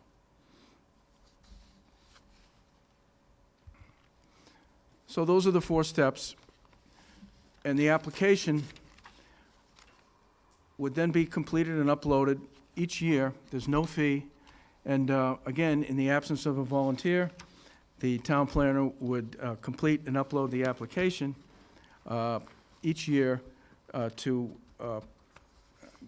this year to get Southborough nominated and hopefully declared a tree city. And then each year thereafter, documenting and submitting it to the Tree City, documenting the things that the town has done relative to public trees. It should also be noted that the Mass General Law 87 allows the planting of trees outside of the public way, and those would still count. Within 20 feet of the public way, a private or other public or nonprofit or anyone can plant a tree with the permission of the tree warden, and then that would count toward the actions of the town in maintaining Tree City. This is also a program that it's kind of a follow-up. This article is kind of a follow-up, and the Tree City program is a follow-up to actions that the planning department has taken over the last 2 or 3 years. One, we've hired a consultant to identify areas in town where public trees can be safely planted and the type of trees. We've also looked into actions that can be done leading up to the year 2027, which is Southborough's 300th anniversary. So part of these Arbor Day activities that usually include the school children, they would plant a tree, and by 2027, when they're maybe in high school or in higher grades, they can go back and remember that in 3rd grade we planted this tree in front of the library or somewhere else. So that's basically what we have. Mr. Shea, did you have? Yep, 2 quick questions. So in addition to the presentation tonight, are there other efforts that planning board has planned between now and town meeting to, as a public education, so that people are informed about this more ahead of town meeting? Yeah, I was looking at those signs downstairs for the Main Street initiative. Are those available? Done. Yes. That was easy. The town clerk has a very special talent in getting the word out, so we'll probably tap he and other resources to, get the word out to Are there support other Article 20. presentations that you're planning, though, or will this be brought up at a planning board meeting? Yes, yes, and we'll have it on our next planning board meeting as well. Probably something similar to this. And second question I have, if I may. I know there was a previous iteration of this article that was written that had generated some comments from DPW. I guess I just want to be sure that, as written currently, Karen, yes, no, this does not add additional work expenses to the budget that has been recommended for DPW for the next fiscal year. Is that correct? As written. DPW is good. Thank you. Right, the original article, draft article was, it was a sample from the town of Hanson. Yep. And they've been a tree city for 1 year. So we tapped into their resources, and they graciously gave us examples of what to do, but their town is different than ours, and when we learned of how much we already do as a tree program, we felt that it was a very easy transition and very easy for us to become a tree city. Thank you. Thank you. What's the future cost to the town to being a tree city? Well, compared to what we spend on the tree program over the years, it would be zero. There's no plan to impact the town's budget at all. As a matter of fact, I think having a tree city status will encourage the nonprofits in town, schools, the business, the developers, to wrap their arms around the program and be able to contribute trees and other resources toward greening up the town. Okay, so I think that'll be important to bring out at town meeting, that there's no cost, there's no requirements on anyone? Yes, No there's a restrictions or- there's a requirement for someone to keep track of this. And again, as we stated, in the absence of a volunteer, either individual or department, then the town planning department will take on this program, because it's such an easy program to manage. And then the other requirement would be on the Board of Selectmen to sign a proclamation each year. And One-page proclamation. Under standard number 2, the tree care ordinance, the second bullet, guidance for planting, maintaining, and removing trees on public property. So it's guidance, it's not by law. What would that be? What do you foresee as guidance? For instance, I know we've had challenges on this board years ago about removal of trees and, whether or not residents had rights to remove trees that are on public property, but it was right at the line of their home and, were safety hazards. So is this guidance, or is it more than guidance? Does it, I think the Board of Selectmen has that authority to say, okay, yeah, that tree can be removed, for safety reasons or other reasons. What do you foresee that being? Dan, have you been doing your homework on Chapter 87? Because you're right on. It's Chapter 87 is Mass General Law is called Shade Trees, and there's 14 sections within that law. And we say guidance because we've seen from other towns, and quite a few other towns, their bylaw says adopts. The town of Foxborough adopts MGL 87.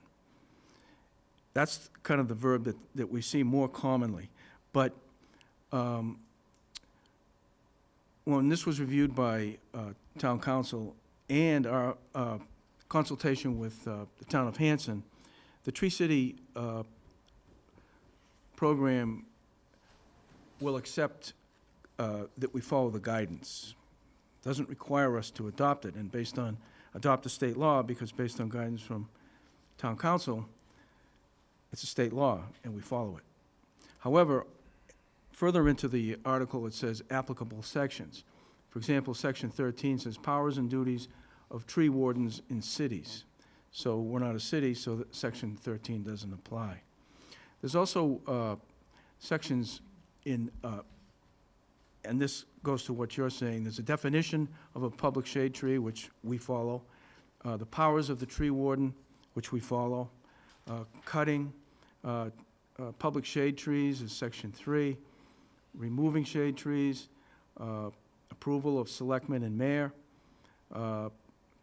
cutting down, trimming, or removing bushes and small trees, section 5, and on. But there's also sections in here that talk about fines and penalties. We also refer to Chapter 40, which is powers and duties of cities and towns. Section 15C of that chapter is called Scenic Road Designations, Improvements, and Fines. And as we've been operating since the mid-'70s, all public ways in the town of Southborough are designated as scenic roads. And that's why the article refers to both Chapter 40, Section 15C, and Chapter 87, shade trees. I hope I answered your question. You absolutely did. Thank you, Mr. Morris. Thank you.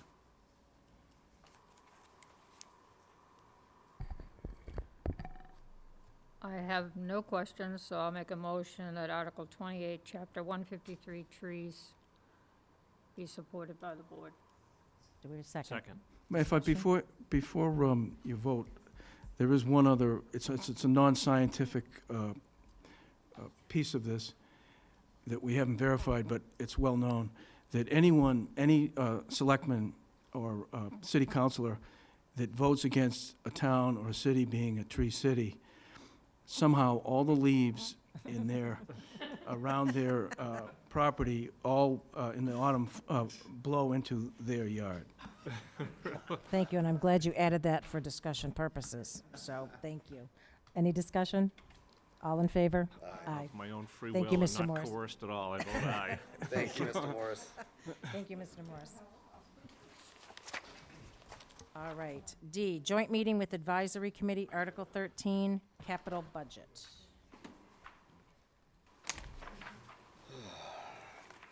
Mr. Purple, do you want to touch on where we stand on this based on the last meeting? Advisory? Okay. So briefly, Madam Chair, there's been discussions regarding Article 13, the capital budget. This is the one budgetary item where advisory and selectmen have some differences as to what's been supported. Obviously, we'd like to go into town meeting with a consensus on this article. I know that some members of advisory have done some work in terms of looking at some of the pieces of the capital budget. I know that there was a significant capital item with the library regarding the water issue that has also been looked at, and between Ms. Galligan, Mr. Parent, and myself. And so I think there was some additional information that can be provided to the board, and then also advisory as well, to try and reach some consensus on these issues. So that was the purpose of this meeting tonight. Okay, thank you. And I would assume Mr. Parent is going to update on the library? Probably Ms. Galligan. Ms. Galligan? If Okay. if you'd like me to start. Okay. You can carry the whole bag of water. So Pardon the pun. I'll take the first shot at the issue. So one of the biggest issues that we have in the capital budget involves the water issue at the library. Obviously, we're trying to find a way to limit the occurrences and the likelihood that there would be flooding at the library, which impacts the lower level, which impacts programming, residents' ability to use the library. It's, you know, and a lot of the improvements that have made after this last one, Ryan recently hosted the department head meeting. You know, the space looks great, and we'd like to keep it that way. So there was a placeholder in the warrant under Article 13 for $450,000 to address the water issue. The genesis of that number was the installation of a massive holding tank. And we took another look at that issue. Mr. Parent had contracted with Weston and Sampson Engineering to have them take another look at the issue. And they came back with some recommendations. There were approximately $100,000 worth of items that needed to be done to the building, and then $450,000 for a tank. But in lieu of a tank, there were the recognition that if some of this work was going to be addressed with the Main Street project in terms of increasing the capacity of some of the pipes coming out of the drain system for the library, coming down Corderville, then that tank may not be necessary. And so I had a meeting with Ms. Galligan, Mr. Parent, and the engineer from Weston and Sampson, and also the engineer from VHB who is handling the Main Street project, just to get everybody in the same room. And unless you're going to look for more detail on the issue, and I would turn that over to Ms. Galligan, But it was discussed that obviously there would need to be an increase in the pipe size coming from the library property, additional increase in pipe size for pipes coming down Corderville, some design piece of that. Long story short is the $450,000 article could be reduced to $250,000 and would significantly address the issues that the library's been having. I think we need to point out that none of these issues, or none of these improvements are gonna fix the issue, okay? The library sits in a low area, the library, sits in an area where water just continues to move from further north and just keeps coming down and goes all the way down, down Corderville. And this is the best that we can do to address the issue and to reduce the liability of these instances happening. Now, to be clear, the Main Street work is going to happen in phases. The project is not scheduled to be completed based on the current schedule until November of 2020, correct? And a lot of the work that's going to happen in the first construction season is going to be subsurface. So it's going to handle a lot of that underground piping. The second season is going to handle a lot of the road reconstruction, the pavement, the curbing, that type of issue. The piping in the first season is going to help to address that issue, absolutely. But the second season, where the paving occurs and the curbing is installed, the curbing is going to direct the water to maintain in the roadway and enter into the storm system in the road, rather than taking a hard right turn into the parking lot of the library and pooling in the library. And the report specifically notes that when the, this is where you have to correct me, when the water pools in the parking lot near that back door by the drop box, okay, in an amount of 3 inches or more, that's when we're going to see water in the library. And if we can reduce those instances with the curbing and with the piping and everything. So I guess what I'm saying is this is going to be a phased approach. The piping work would be handled in the first season, and in the second season, the paving work is going to further, make improvements that are going to improve that situation. So you can correct me you can correct what I've missed, but essentially the bottom line is that the $450,000 item could be reduced to $250,000 item. I did have a request from a board member, who shall remain nameless, that they would like to have something in writing for some certainty as to that, that there is an agreement that, not that this is going to fix, but this is going to, this is, the work that is proposed is going to be an improvement and is going to, go a long way to prevent, further flooding of this instance. And I believe that Ms. Galligan is in process of getting that. Okay, so that's my overview on that. My question was that the engineer, VHB. See, you just came out. I didn't identify you at all. I raised my hand when you said, All right, remember. okay. No, the VHB submits a letter saying that this does not have a negative impact on the Main Street project because now we're tying into it. Since you sat together with both engineers. On the timeline of the project, No, or the remedy does not impact the the Main timeline? Street project timeline as well, yes. Okay, so what I have is something that says this will handle 25-year storm, because I thought we were going from that direction, not the Main Street being affected, but yeah, that's fine, we can do that. It's gonna actually be part of the project.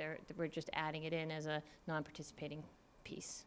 And where did the $250,000 number come from? The two engineer estimates, so one from Weston and Sampson for what needed to be done at the building, and then the additional was an estimate of plus some Concom work and everything for the piping. All right, and we'll have that in writing as well. I have that in writing. Good, thank you.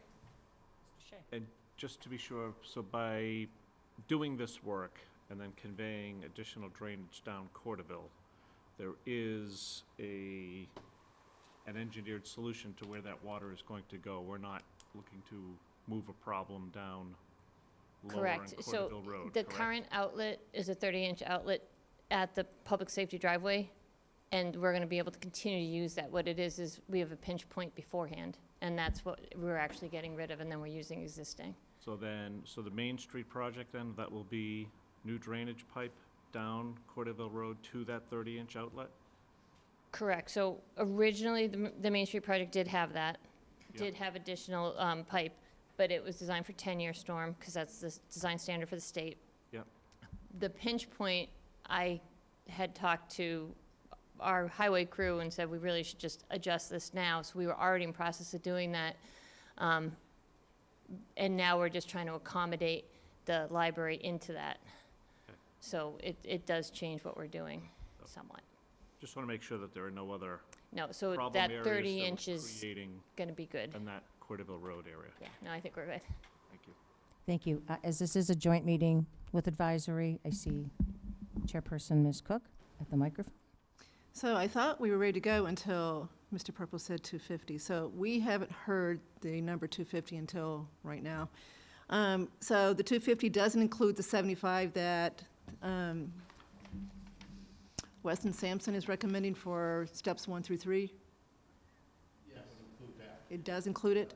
Okay, so the additional, so the amount above 75, the 175 is to make the pipe bigger, going down Corderville to Woodward?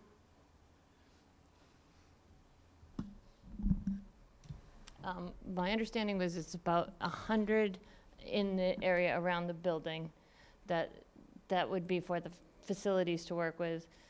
There's a piece of pipe on library property that's going to get enlarged, and then that's sort of part of facilities also, and then the work on Main Street, which would be non-participating and under the TIP project, that is is another 100 and about 35, so it adds up to be 250 total. Okay, so just to be clear, the 250 is all-inclusive, includes the 75 here in this, and yeah. then everything else we've got to do the alternative to the tank. Yes. Do you guys have this report? You've seen the final report from Weston Sampson? Yes? Okay, so advisory was ready to let you know that we were going to approve 100,000 because we thought the number was 75, and then we were going to round up, but didn't know about this, so we'll have to discuss it once more. We've already said at town meeting for this article anyway, so we're going to have to look at it again. Okay. Okay, thank you. What other, is that the only outstanding issue with advisory? So I think at this point, I would probably turn it over to advisory because the remainder of the issues, advisory's done some. Microphone. Thank you.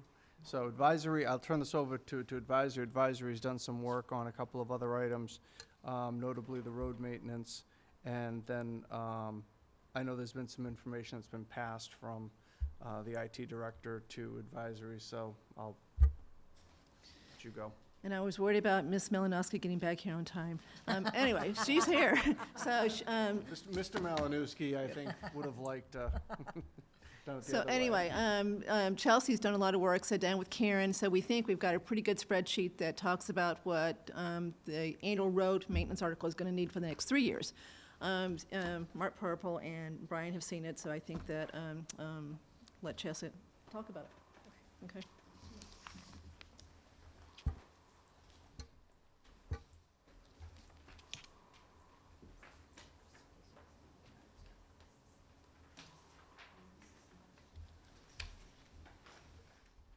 Good evening. Absolutely, thank you.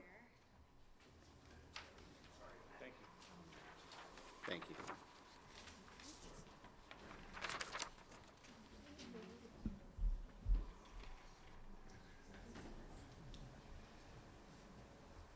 Okay, good evening. Chelsea Malinowski, part of advisory.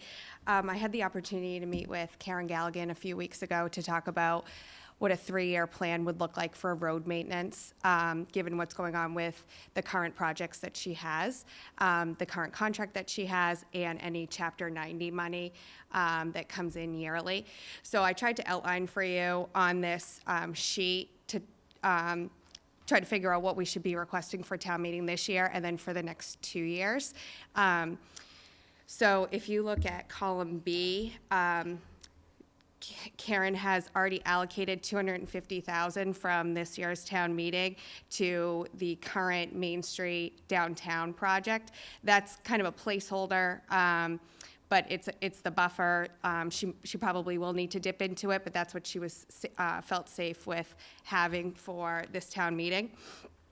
She has $430,000 coming in from Chapter 90 money for this year that's already allocated towards the current projects in line. So then what Karen and I walked through was her current contract for road maintenance will be up this summer. All roads should be completed by then. The next time that she'll go up for a contract will be the summer of 2021, which is in 2 years. So essentially, we have 3 town meetings before then. So she needs $1.5 million to go to bid for the next contract in 2021. Assuming that the Chapter 90 money is consistent over the next 2 years, I factored in a $400,000 for next year and the following year, which is in row 6 and rows 8. That would be $800,000 towards the $1.5 million that she would need in summer of 2021, meaning that we would need another $700,000 to get to the 1.5 to go out to bid. And if you factor that over a 3-year town meeting, taking out the $250 that you already need for this year, we're thinking that $325 per year for the next 3 years, including this year, would cover us to hit the 1.5. We'd be a little bit over for the contract to go out to bid in 21. Did I confuse anyone? Okay. Nope, pretty straightforward. So what if subsequent town meetings didn't approve? You know, would it be better to ask for it all up front than trying to get it in one town meeting, or not? So we could do that. I think that's an option. I think this was just a proposed solution if we wanted to spread it evenly over the next 3 years. But we could certainly increase it. Okay. I think it is an option. I think when I originally met with Karen, we were kind of in the middle of figuring out what we wanted to have the tax rate be. We're still in flux on that. So this seemed like a reasonable request. We were coming in at 284 was the original, or I think Karen originally requested 450. She got knocked down to 284. So the 325, we are increasing it.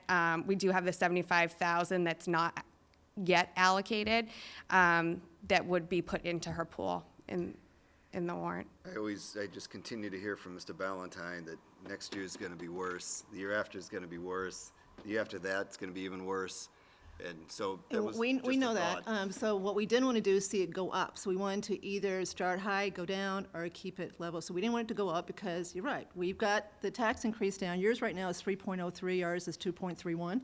So we've got the tax increase year over year down to something that is reasonable, looks like people's income increases. It looks good for this year, even with public safety debt being in there.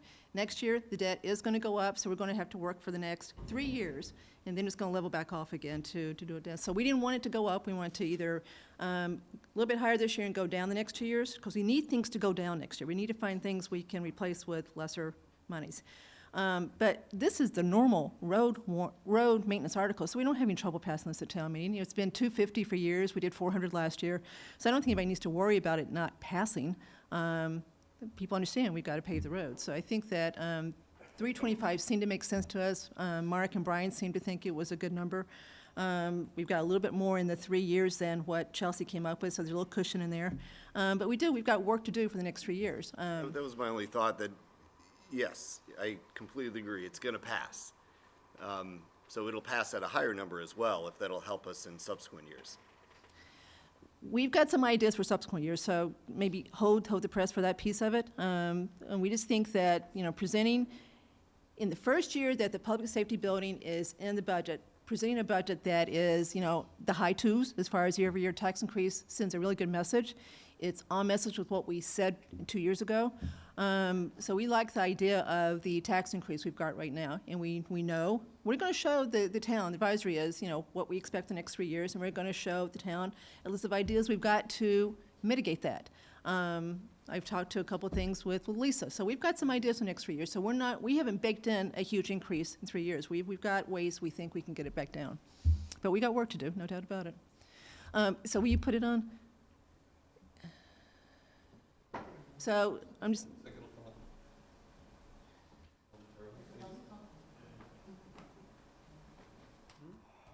So this is Brian's Excel workbook that he keeps for the budget that he changes as facts change. So I just wanted to show everybody where we actually stand right now. There we go. Okay, so can you go to the Rev Cap one first, Tom, the first worksheet? Yeah.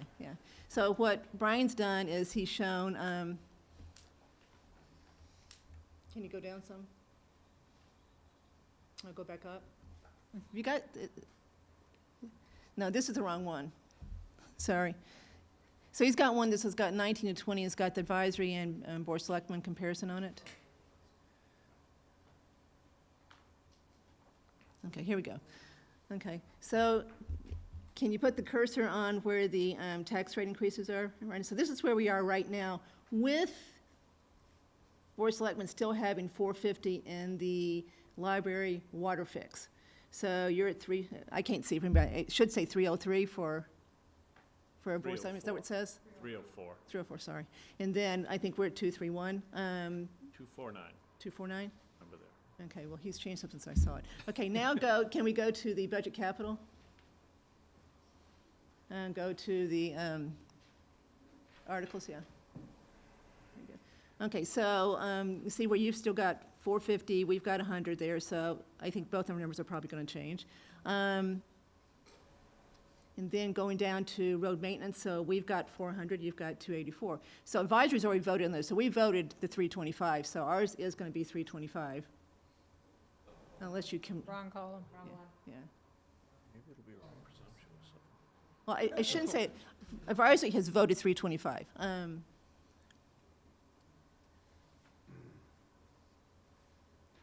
Okay, now go back over to Rev Cap and see what it does to advisory's number. Okay, so Brian, what is it now? 304. No, look at ours. Oh, I'm sorry, 231. I like ours, so that's the 231, okay, so that's what it took, okay. I like ours better. Okay, now, okay, so that's roads. I don't know what else we can say about roads at this point. Thank you. So where does the board, I think first, advisory has well, you haven't voted yet. We voted on 325. No, I'm off the roads. I'm kind of going back To the library? back to the library. for No, the- because we didn't know about the additional cost of running that pipe down until tonight, so we've got to look at it again. So we had said 100 because we Right. thought that more than took care of fixes 1 through 3, which it does according to the engineer's report. But we didn't have the number that Mark gave us tonight as far as the 250 being the all-encompassing number to do what they said has to be done, which is run that pipe down to Woodward. So, go ahead. I'll move that we recommend the 250 for B in this chart. Is there a second? The library Second. item. Discussion? All in favor? Aye. Aye. So will you change that number, Brian? Okay, let's see what their number is So now. let's go back. And then we'll move on from there. Yeah, then the last one is the IT piece of it. Are you want to vote on the roads tonight too, Lisa? Yes. Yes, Okay. yes. Okay, so advisory is recommending 325. The board was at 284. Just a question, there is a road maintenance plan that was discussed with these numbers? Okay. I'll second that. Okay, discussion? All in favor? Aye. Aye.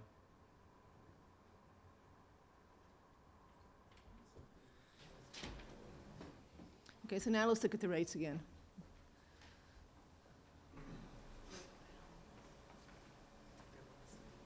So go back to RevCap.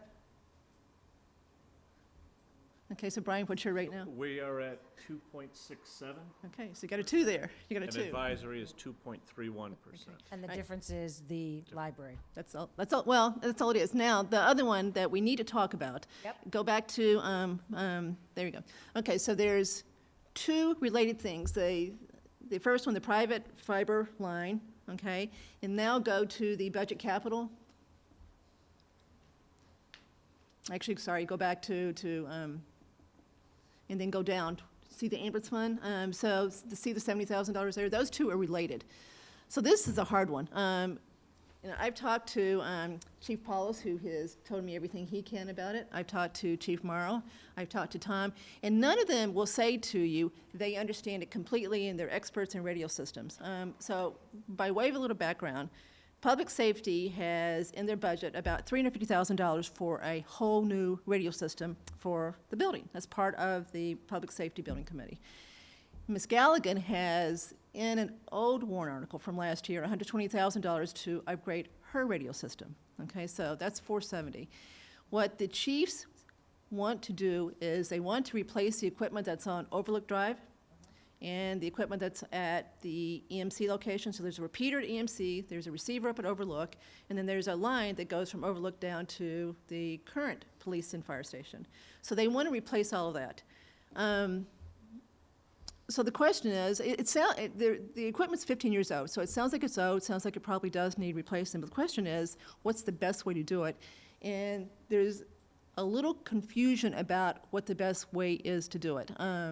So, Tom, do you want to talk for a minute about what you think based on, so Tom has done a ton of work as far as trying to figure out the best way to do this.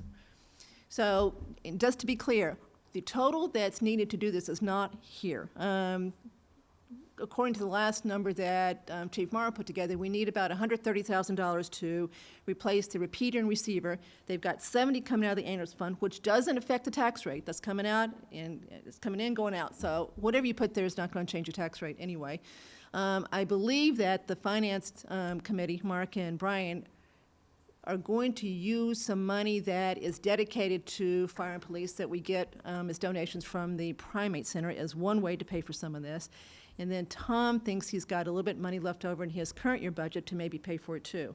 So the other $60,000 to do this is not in this budget right now. So there's other sources that they think will fill in the gap.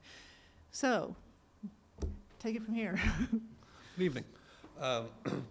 I did send out some information yesterday to the board. If anyone needs it, I do have hard copies. I would love that. Okay. I'll just give it. Love my hard copies. There's,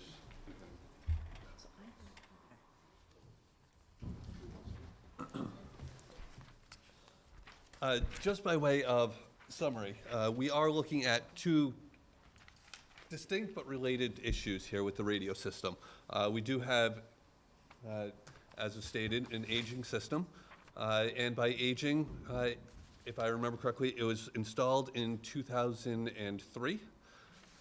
And the stated life expectancy of such a system is 15 years. So if you do the quick math, we're a year past that.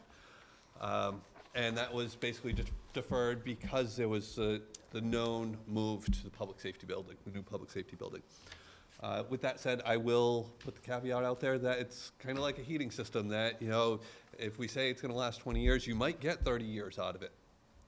But I, for one, am not willing to make that, take that risk when it comes to our public safety professionals and you as residents. So that's the first thing.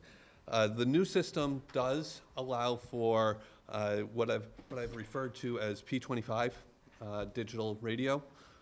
This is the new standard. It allows for interoperability, encrypted radio communications for sensitive scenes and whatnot. But the issue is that the P25 is not compatible with our current mode of data communications. When I say that, I mean the link between the remote radio sites. Okay. Currently, we use what's called FDDA circuits. I'll equate that to a modem communication. Really low bandwidth, does not allow for a lot of traffic. There are a couple ways to move forward with getting the digital communications. And I will preface all of this by saying that the Municipal Technology Committee has unfortunately not been able to weigh in on this. Mother Nature had other plans for us yesterday. So I am making these proposals as myself. I have spoken with the chair of MTC, but not the full committee at this time. Okay. So there's two different ways we can get to that digital communications.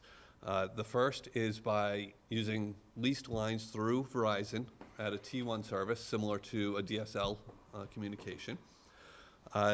The issue with this is that there's an additional hardware expense of approximately $20,000 that I was not initially aware of. I learned about that after sitting down with our radio vendor and having a better understanding of the system.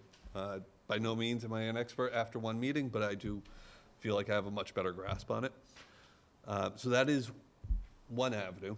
Another avenue is looking at extending our private fiber network. Okay. This year's budget does look to extend to Overlook this year. Okay. And the reason for that is that is the circuit that has been causing us the most trouble with outages during poor weather and whatnot. And one of the documents that I sent out yesterday was a case study outlining a New England town along the highway to Boston, that was looking at moving away from these lines. And, like I said in the email prefacing it, it very well could have been Southborough, the way I read it. So it's not a unique problem to us, and it is something that obviously Verizon does. They repair it when it comes up, but they don't have any plan to replace that infrastructure at this time. Okay, and I don't foresee them replacing that type of infrastructure because it is an outdated mode of data communications. So that is why I'm looking at the Overlook project for this year. I would look for next year to seek Mass State IT grant funding for extending to the Causland Drive site. And just as a little bit of background on that, in the fiscal 19 grant cycle, there were 5 communities that received grants ranging from about $45,000 to $150,000 for fiber network expansion. So there is a pretty good likelihood that we would qualify for such a grant. Okay, and again, the question of that I can see coming down the road, well, if we can get grant funding next year, why do it now? It's really just to try to solidify that communications at this time. So my overall recommendation at this time is to go ahead with the $30,000, $30,100 to be more specific, to extend the fiber network up to Overlook Drive this year, continue with the existing low bandwidth FDDA circuit to Causland Drive, which would still not allow us to have the digital capability today, but we would have a very short-term plan to get to that point. And we'd also solidify the network. Tom, if I may, can you just take another second and talk about the state funding, Yes. the grants, and how long the process is on that, and if it's even realistic to consider it for possibly next town meeting? So Next fiscal year. for next fiscal year, yes, it is certainly feasible. Unfortunately, I missed the cycle for fiscal 19.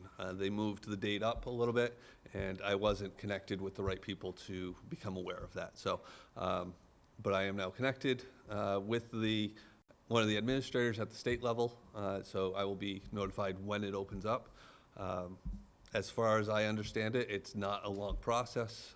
It's maybe a 6-month apply to receiving confirmation of the award. Thank you. So, Tom, I think that we're convinced there's a problem. Chief Paulus has come to the Public Safety Building Committee meetings a couple times and said the communication overload drive is spotty and needs something to be done. So I think we know there's a problem. Sounds like the equipment should be replaced. But why can't we can approve the number, go ahead and approve it because we don't want to wait a year, right? We want everything to work well with the new building. Why can't we ask the MTC to basically make this their priority, to look at the whole thing, including, Ms. Galligan, go ahead. So, I'm still convinced we can get her radios into the radio system of the public safety. So just look at the whole thing and make sure we really are doing what we should do and not doing things that don't make sense. Let them hire someone. It's my understanding they don't have anybody on the committee that has this particular expertise, but we've got an open $25,000 warrant article for consulting, so they could use some of that money. They've got $1,000 they could use in their budget next year. So why wouldn't we want them to take the time to really look at the whole thing and say, this is really what you guys, this is the way you should do it. Go ahead and approve the money. I still don't think we have enough to do everything with the two we have here. But as long as Mark and Brian think we've got some other pockets we can draw from, which I think you do, Mark, right? Depends what you're looking to draw. Well, I did the math, so you've Right. got, if if the primate center continues to do what they've done, you'll Well, have about $60,000. Just to correct, it's not the primates anymore, it's Harvard University. Okay, sorry. Primate Center's gone. So Harvard. So if they continue to make their donation, right, that's earmarked solely for police and fire, you'll have another 50 or 60 that you can use if there's no other uses of that money. So there's at least that. So at least something there. I'm not sure if it's enough. But why would we want to take the time to really have someone? Because, you said you're not a radio person. Chief Paulus says this is not my expertise, right? And Joe Morrow said the same thing. So why not have someone whose area it is to really look at the whole thing and make sure that what we're doing makes sense, given we've got this brand-new system at the public safety that may tell you to do something differently. So I don't know. Okay, to answer that, we already do engage an expert. We have a radio vendor who is an authorized and certified Motorola vendor, and that is the radio system that we use. And do we have confidence in him? I have no reason not to. He works throughout the region. I don't have any concerns working with him. But he sells Motorola, so he's going to have a bias toward Motorola. Correct. And we had another vendor come out and speak with public safety, both police and fire, as part of this idea. And, really, I think it somewhat came down to the fact that in order to go to another vendor, there's a learning curve for one thing, but also there's a greater investment because you have to replace more of the infrastructure between the radios in the cars, the handhelds, all of that. So Motorola is the vendor that we have currently, and that's, I think, the general sense is that's the way it is. Now, as far as MTC weighing in, that is certainly on the agenda. Like I said, we were scheduled to talk about it yesterday morning. And unfortunately, we weren't able to get that in. So, I have no problems bringing this back to MTC. Some of the things that I know are going to be discussed as far as a long-term strategic plan, and Matt is here, he can speak to this himself, but is the idea of adding security levels to our water tanks, whether it be video or enhanced premise alerting, and this fiber network would certainly allow for that. So, I don't know if you would. You've given us your recommendation. Yes. It's $30,000, $30,100. Is that right? Correct. And I'm not a fan of taking, if we can fund this now, I don't want to be looking to the ambulance fund, another time and say, I would never suggest that there isn't good things that the police department will every year be able to use for that money.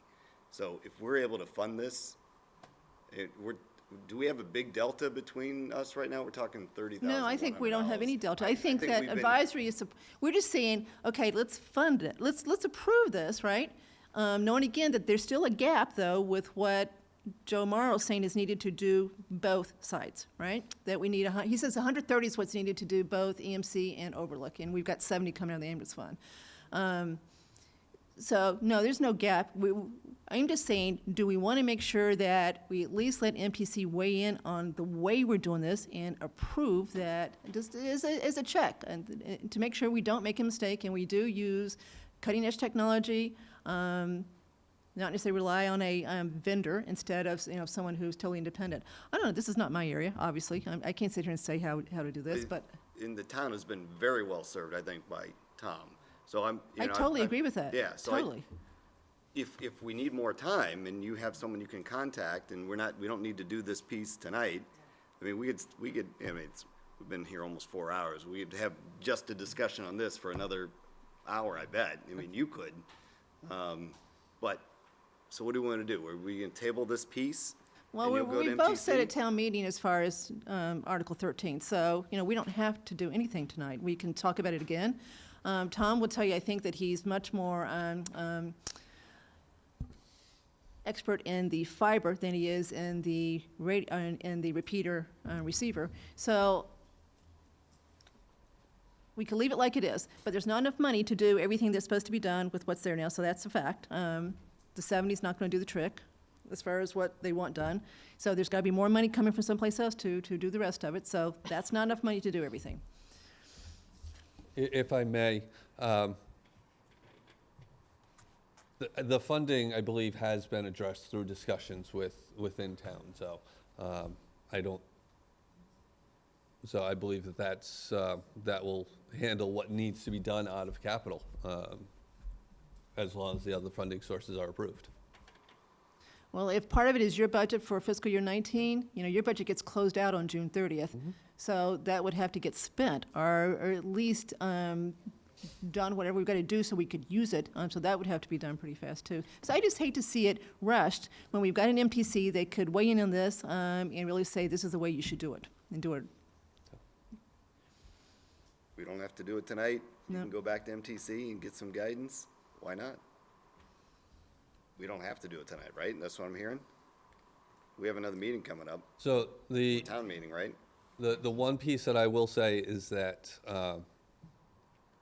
as I understand it, the lead time on Motorola equipment is fairly long, fairly lengthy. So, to Kathy's point, if we are going to expend money out of this year's operating budget, some decision needs to be reached fairly. But you're not going to be able to do the whole thing before July 1st, because July 1st is where the rest of the money comes in. So you'd only be able to do a small piece of it, which wouldn't make sense. So And you won't we're have only any talking about decision until March 23rd anyway. Yeah.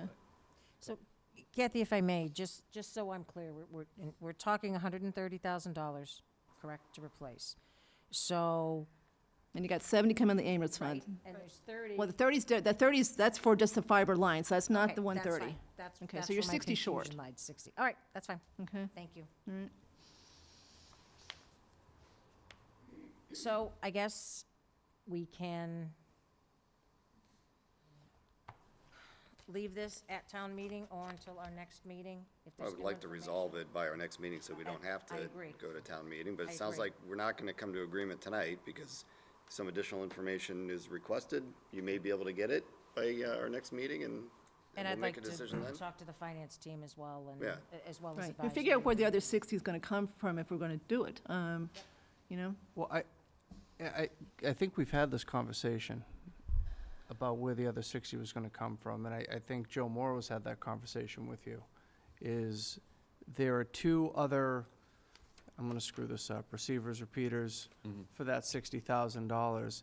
$30,000 of it is being handled from within Tom's budget as well as from the Harvard funds. And then the other piece of it is applicable to the public safety project because it was an item that is currently located at the fire department, which is now going to have to be located in the new building. So I believe that those two items take care of the other 60 that we're talking about. If you believe that Tom really can use 29, it really works as far as the timing goes. It does. Yes. But, like I said, that means we have to act on beginning the implementation of it. And this still gives MTC time to weigh in on it. Again, we're at the beginning of March. And Tom's got to, make sure the implementation, of the funds that are within this year's budget is underway at least by the middle of June. Technology just changes so fast, so I'm still hoping that when it's looked at in total, that NPC can say, wait a minute, we can do the DPW radios and this whole thing too. We don't need to spend 120 for that. So I just am trying to buy MTC some time to really look at it. That's all I really care about. Let them look at it, and if they say this is what we should do, we're done. So Kathy, when is advisory meeting again? Next after tonight? Tuesday. Next Tuesday. Can I just add one thing to the DPW piece? I believe, and Ms. Galligan can certainly confirm or deny, includes the physical radios in the trucks. It does. So It that's does. something that, if we do a different technology, which I don't think would be appropriate because we're talking interoperability, that we need to be on some standard that our mutual aid departments and the state is on, which the P25 is that without replacing all the radios and all of the cruisers, all of the fire apparatus, that 25 would still go pretty much to those devices. So. No, she definitely has to do it. So, and to date, no one has said to me they think that what I just said I hope for could be done. So it may not be done, but I just would like to know, I just would like someone who really is in this area that knows radios, from A to Z, says this is the best way you should do this is what you should do. John Butler is going to get up at town meeting, just so you know, and say, I cannot believe this town is going to buy their own fiber line. He's made a very passionate case to MTC about not doing that. So I think we got to be ready. I think there actually will be some questions on this technically, Ed, and you'll have some technical people in that audience that probably will get up there and say, why are you doing this? So I just would like to be able to say to them, we don't know exactly how we're doing it. We've got, the best people we can find to take a look at this and making sure that we're doing it the right way. But Tom has done a great job with this. He's answered every question, provided all kinds of, you saw what he sent yesterday, so he's done a great job. As the two chiefs, they've told me everything they possibly can in long emails as far as what they know about it. So everybody's trying. It's just there's not one person that has the whole package to put it together and say, this is exactly what you should do. So my suggestion is you don't get up and say, well, I'm not quite sure how we're doing this, rather than to let Tom explain this. And the one other piece I just want to point out in terms of the timing, and I'll give the chief the opportunity if he wanted to weigh in, simply because he's been sitting here for 4 hours and has been in the assessment center all day. We had this conversation 6 months ago with the two chiefs and with Tom, and Chief Paulus expressed some concerns and about the ability to effectively respond given the issues with the radio system, and wanted to try and do something as soon as possible. And we tried to come up with a way to try to do something piecemeal, and there really wasn't the ability to do it. It was going to have to wait to this town meeting, and if the chief tells me he's fine with waiting, then I can be fine with waiting. But if the chief is telling me it's a public safety issue, then I'm riding with the chief. So if you want to speak to that at all, like I said, if you tell me you're fine, we want to wait a little bit longer, that's another matter. This problem isn't new to me. I walked in the door, started hearing the concerns right away. There's a document somewhere on my desk that's either from '06 or '07. Chief Weber, Chief John Morrow tried to address the radio issues. There was just some concerns about replacing antiquated equipment, about the system. It was never properly addressed. Here we are, 10, 12 years later, we're still talking about the same thing. Not my area of expertise. In my old employment, we had a full-time civilian expert who ran all this, so I never really had the opportunity to get too far into it. I do know that, the old saying of analysis paralysis has got a grip on this. But also, I'm having a tough time looking my membership in the eye. Every time we have poor weather, the radios don't work. Somebody pulls a car over on Pine Hill, we can't hear them. You know, we're sending a car to make sure they're okay. We're logging radio problems, you know, and I have reams of paper saying, you know, at certain times, certain weather conditions, certain geographic locations that the radios don't work. That does not work in this business. So I did approach Mark probably at least 6 months ago and said, you know, I'm contemplating going before the board and asking for some type of emergency action. He assured me it was on the radar. We've gone through a lot of steps. As you can see, we've talked to a lot of people. It is complicated. I wish somebody would just come in, like you said, and give us the overall solution. This is what to do. Unfortunately, we're having a problem with that happening. So just from a macro level, we need to do the best with what we have and do it now. So that's all I'm asking is, I don't think that we can keep waiting and see how the grants do and whatnot. We need to move forward. So just hopefully we can get those answers. Thank you. Thank you, Chief. Mrs. Baniff. I'm aware, they're really dead spots that we have. And anyone that has a scanner in their home, they're aware of it. And it's not, it happens more often than you think. You have cruisers out there, you have individuals up on Route 9, you have them out on Pine Hill Road, you have them at the south end of town. There's static, and the dispatcher cannot hear what they're saying. We have dead spots. So it needs to be addressed one way or the other. I'm also going to be very honest with you. If we do all these items, that might not solve all of our problems. Right. We might need another tower location.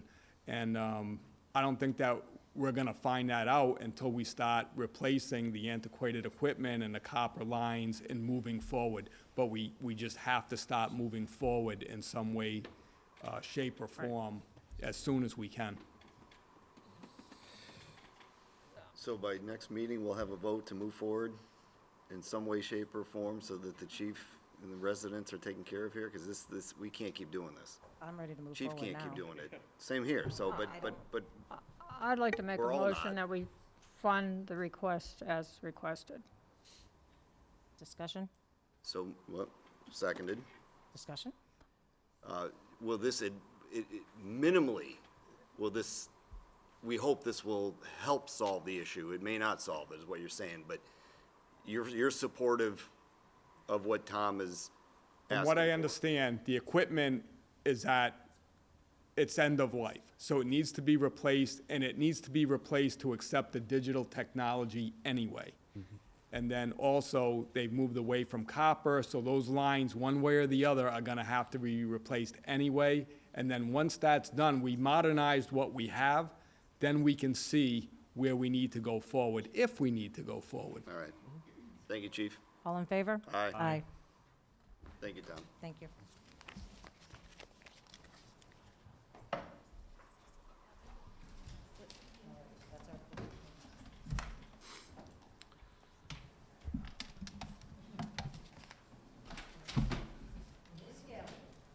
Ms. Galligan.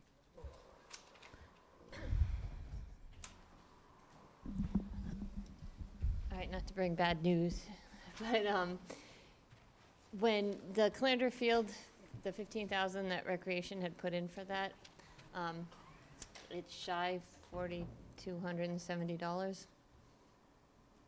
If we could put that to 19,270 so that we could fund the tasks to get the specification written, so that next year they can go and get the money for the job, for the work, and then they'd have their additional money for that. So the 15 would turn to 19? 270. 19,270. And why the increase, Karen, again? I think Recreation had estimated that number. That wasn't something, so when I got the actual quote from the consultant, it came in at that. Karen, when Rec came in front of us, they said they had the quote, it was firm, and they had everything nailed down. And this was only 2 weeks ago? I have not seen that quote. I'm pretty 99% sure I'm talking to the exact same guy that they are. And the quote, I mean, because there's two other sections of it, which are, you know, to actually do the bid and then to do the construction oversight. But the first three tasks were 19,270 from what I have. Now, in her defense, Doreen's on vacation, so I couldn't get it from her to find out if she had something. But when I talked to the consultant, he had not given her anything for that I know of. Interesting. Okay, so does Rec know that it's 19? No, I have not talked to her 'cause she's been on vacation. So I only got that quote last night. I mean, the whole reason for Rec to come in front of us was to talk about that, and so that's what we talked about for 30 minutes, and we asked him every way we could, do you have the right number? And that's the right number, 15,000. It might have been from the master plan. Mm.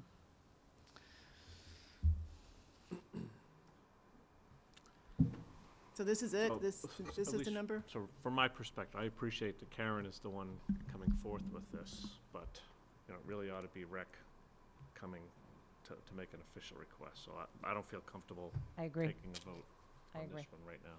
Same. The 19th it is. Yeah, so that's it. All right. But the good news is, go back to the first one, Rev All right, Cap. let's go back to the more first time. one again. One more Rev time. Cap. So where did you guys start out? Brian, 9 something? We're, Yeah, so, and there's still, I had my dentist the other day, while I was having my teeth cleaned, say, I'm coming to town meeting, I'm not gonna pay 7%. And I said, good, come to town meeting and you won't have to. So I think there's still a lot of people that think we've got a really high year-over-year tax increase, so I think they're gonna be pleasantly surprised. Okay, thank you. Thank you for advisory for coming, and thank you for the discussion. Much appreciated. All your hard work as well. Thank you. All right, next up, Town Administrator's Report. Madam Chair, I had a lengthy report this evening, but. Oh, Mr. Purple. No, I have no items. I will just let you know that the budget book is up on the town website. I did hold the printing of it until after tonight's meeting, hoping for some resolution. The board did make some changes to that, which does reduce that proposed tax increase from 3.04 to 2.68, 2.67. So that budget book is going to go to print tomorrow morning, along with the town report. So those will both go, and then any resolution can happen at town meeting or thereafter. But that will be the budget book that will be printed. So that's all I have. Chairman's report, just one quick thing. The interviews for the fire chief are scheduled for the 15th, starting at 8 o'clock in the morning. And Mr. Purple will make sure that in some way, some facet or another, that Sam can either have someone here or it can be taped. Yes. Thank you. And I will coordinate with Mr. Malinowski for the actual candidate who'll be at 8, who'll be at 8:45, and getting those confidential materials to the board. Okay, perfect. Members report. Mr. Shea. So at one of the meetings where Representative Dykema and Senator Eldridge come and talk with us, I had made mention of the potential to add, or to improve the access from westbound trains to the parking lot at the Southborough MBTA station. Claire had, on behalf, representing the EDC, had attended a meeting recently and had bumped into Representative Dykema, who touched base with Claire and said, is that something that we're still looking to do? She thinks that there may be something that could gain traction, that could actually be some improvements that could be worked out. Sooner rather than later. So I reached out to Representative Dykema just to, confirm at least the interest that I had. She responded right away, indicated that the next best step would be to have a meeting in Boston with MBTA representatives. So I just wanted to bring that information to the board, confirm that this is something that the board would like to pursue to make that improvement at the station. and I guess give an indication as to who we might want to attend that meeting. And I will certainly volunteer. If there are others that we think ought to attend as well, I can reach out to them. Exactly. I'm with Mr. Klenda. I think that's, Mr. Shea, thank you for volunteering for that. I think you're the perfect person for it. Do we need an official vote on that? I wouldn't think so. No, I So think either. that's, Okay. I think that's binding enough. Okay. Is that it, Mr. Shea? That was it. Okay, next up, consent agenda. I am asking that we hold B and take a separate vote on that. I'd like to hold D. Okay. Okay, any other holds? Okay. So, do we have a motion for approval of open session meeting minutes, February 26, 2019? Appoint Marika Munzif Vegting, I hope I said that right, as EDC coordinator. Approval of purchase and sale agreement for 0 Kimberly Lane. Appoint Board of Assessors Chair Jeffrey Klein to Taxation Aid Committee, term 6/30/19, and appoint Catherine D. McLaughlin. Yes. Okay, KP Law as counsel for small cell 5G policy review. So moved. Second. Discussion? All in favor? Aye. Aye. Okay. So, I will take B. We had discussed this prior, so I just wanted to add some additional information to the motion for this, just for clarification purposes. So I'm looking for a motion for approval of Joe Morrow as acting fire chief effective March 19th, not the 18th, 2019, effective for 30 days with a working four days a week, not to exceed 30 hours a week at the pay rate of $70 an hour.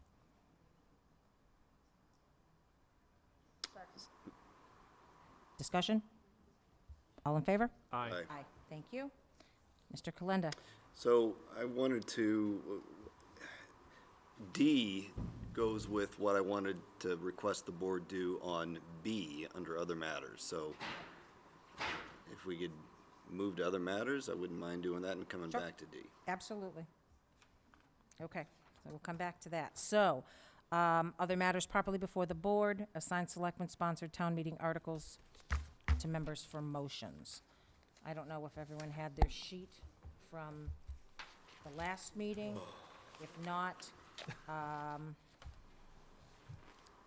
That was audible. Yeah, sorry. actually, the vote prior, Mr. Klenda, was to have you do them all. If I'm there, I'll be happy to. I don't know, if everybody doesn't have the sheet, it doesn't seem I don't have the conducive sheet, to but- do this now. And Mr. Schifrin's not here. I mean, I Exactly. guess we got one So more. we can certainly table this to our meeting on the 19th. It's not going to, well, this is just our internal thing anyway, right? Correct. I mean, it's already Just been printed. Reading the motions. Yeah. That's correct. And then obviously, if there's any initial questions or anything in that, then you'd be the first person up to handle it. But, Yep. yeah, so there's about a dozen, 15 articles that just need to be assigned. So we can table that till the 19th and Sure. have the full board. Or, yes. And then B, reconsideration of positions on town meeting warrant articles. So, Mr. Schifrin and I were in the minority on one particular vote, and it involves the additional request from Open Space for $500 additional dollars this year, and I believe that it was to be used for attendance by members of Open Space to various meetings, presentations. I think they talked about butterflies and invasive species. We heard a lot about invasive species tonight. And so I was uncomfortable with it then. I still remain uncomfortable with increasing that particular budget item by, $500 when we're not fully funding things like Southborough Youth and Family Services. I know that there was a compromise budget for Southborough Youth and Family Services. I voted in favor of it. I'm not supportive of the lesser amount, but, it's what was agreed to that night. I continue to look at an understaffed and underfunded and overworked Southborough Youth and Family Services, that I guarantee you that they could use that $500 much more than we would be served by having a couple of representatives from open space go to a presentation on invasive species, insects, and butterflies. I'm sure those are nice things. Much of that can be found on the web for free. But what we can't get for free is services to especially our young citizens in Southborough who are, who could be having problems with opioids. It's an absolute crisis in our country. It's a problem in our own town. We've had people who have died in our town from it.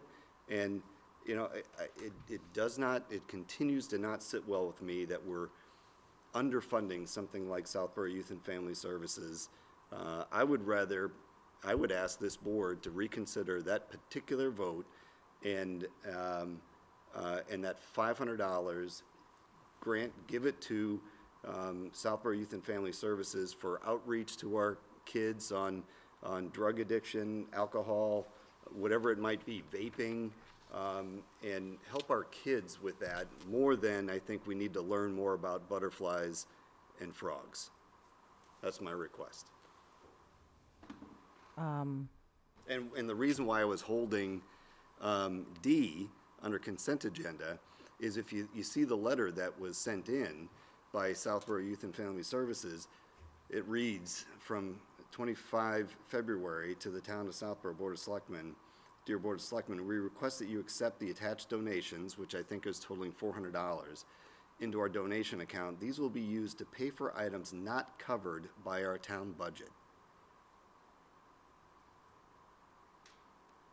I'm saying, great, I'll vote to approve those donations, but we can do better.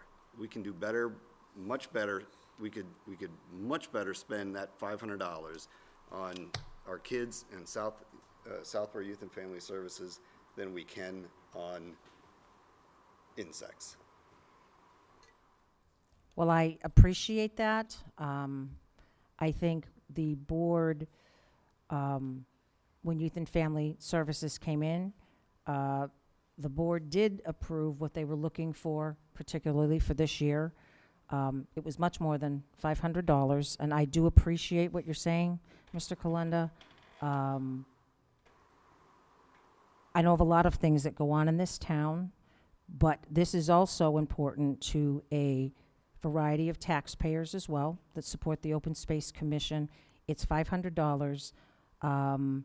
Advisory supported this. Advisory was going to come forward with a higher number. So, while I appreciate what you're saying and the sentiment behind it, I'm still leaving my vote in support of the 500. Any other member? No, I agree with everybody, but in my opinion, 11:15, 4 hours more, over 4 hours into a meeting, I just don't think it's the right time to go reopening past budgets and past votes that we have. Then I So will I'm ask not that in it be favor put of this. on our next meeting agenda. That's fine. I would move that we approve we accept the donation of $400 to Southborough Youth and Family Services. Second. Discussion? All in favor? Aye. All right. I have one on reconsideration also. Yes. Just so that it may help with the need not to have a discussion at town meeting. The $6,000 stipends for the Green Communities Coordinator stipend, I opposed it. I would like to make a motion, I'd like to have a new motion so that it would be unanimous. After attending the Personnel Board meeting, there was a letter that Mr. Purple had written requesting the $6,000 being part of the SAP plan, and the Board of Selectmen and the Personnel Board will look at the Facilities Director's job description to address it in a future year. So moved. So I'd like a vote on that so it gets done. Second. Discussion? All in favor? Aye. Thank you, Bonnie. Okay. Mr. Purple. Madam Chair, there's one additional item under other matters that I'd like to bring up this evening. It is in some ways related to item B on the consent agenda tonight, this evening. The board approved the contract for Joe Morrow to return to us in a consulting capacity as interim fire chief while we complete the process to find his successor. One of the intricacies that has popped up, well, rather unexpectedly, is the fact that Worcester County retirement, which is different than other county retirement systems, at least as far as Middlesex, requires a cooling off period of 14 days, so the chief cannot return to us until the 19th, and that therefore returns the authority of the department to the appointing authority, which is this board. I don't know that this board has any interest in acting as fire chief for 2 weeks. I have had conversations with Chief Paulus, and as a public safety chief, he has indicated his willingness to step into the role as acting chief for the department. It should be, mostly administrative, for the next couple of weeks, assuming that there is nothing out of the ordinary to be handled. And unless there's really not another path forward, again, this is 2 weeks, it's something that we need to bridge to get us to what we should have been able to do, with the exception that Worcester County is not permitting that to happen. So this evening, I would ask that the board entertain putting the Chief Paulus in the position of acting chief for fire for the period between March 5th and March 18th, until former Chief Morrow is able to assume those duties. And Chief Paulus is willing to step into this role? He has indicated that he is willing to do that, yes. I'll make a motion that Chief Paulus acts as acting fire chief until March 19th, when retired Fire Chief Joe Morrow steps into the role as a temporary solution for 30 days prior to the appointment of a new chief. Second. Discussion? All in favor? Aye. Aye. There is no executive session, that's on hold, so, Motion to adjourn? It's not, yeah, it's not on hold, it's not happening, so well, I was being kind. Yes, motion to adjourn. Do we have a second? Second. No discussion, all in Aye. favor? Aye. Thank you.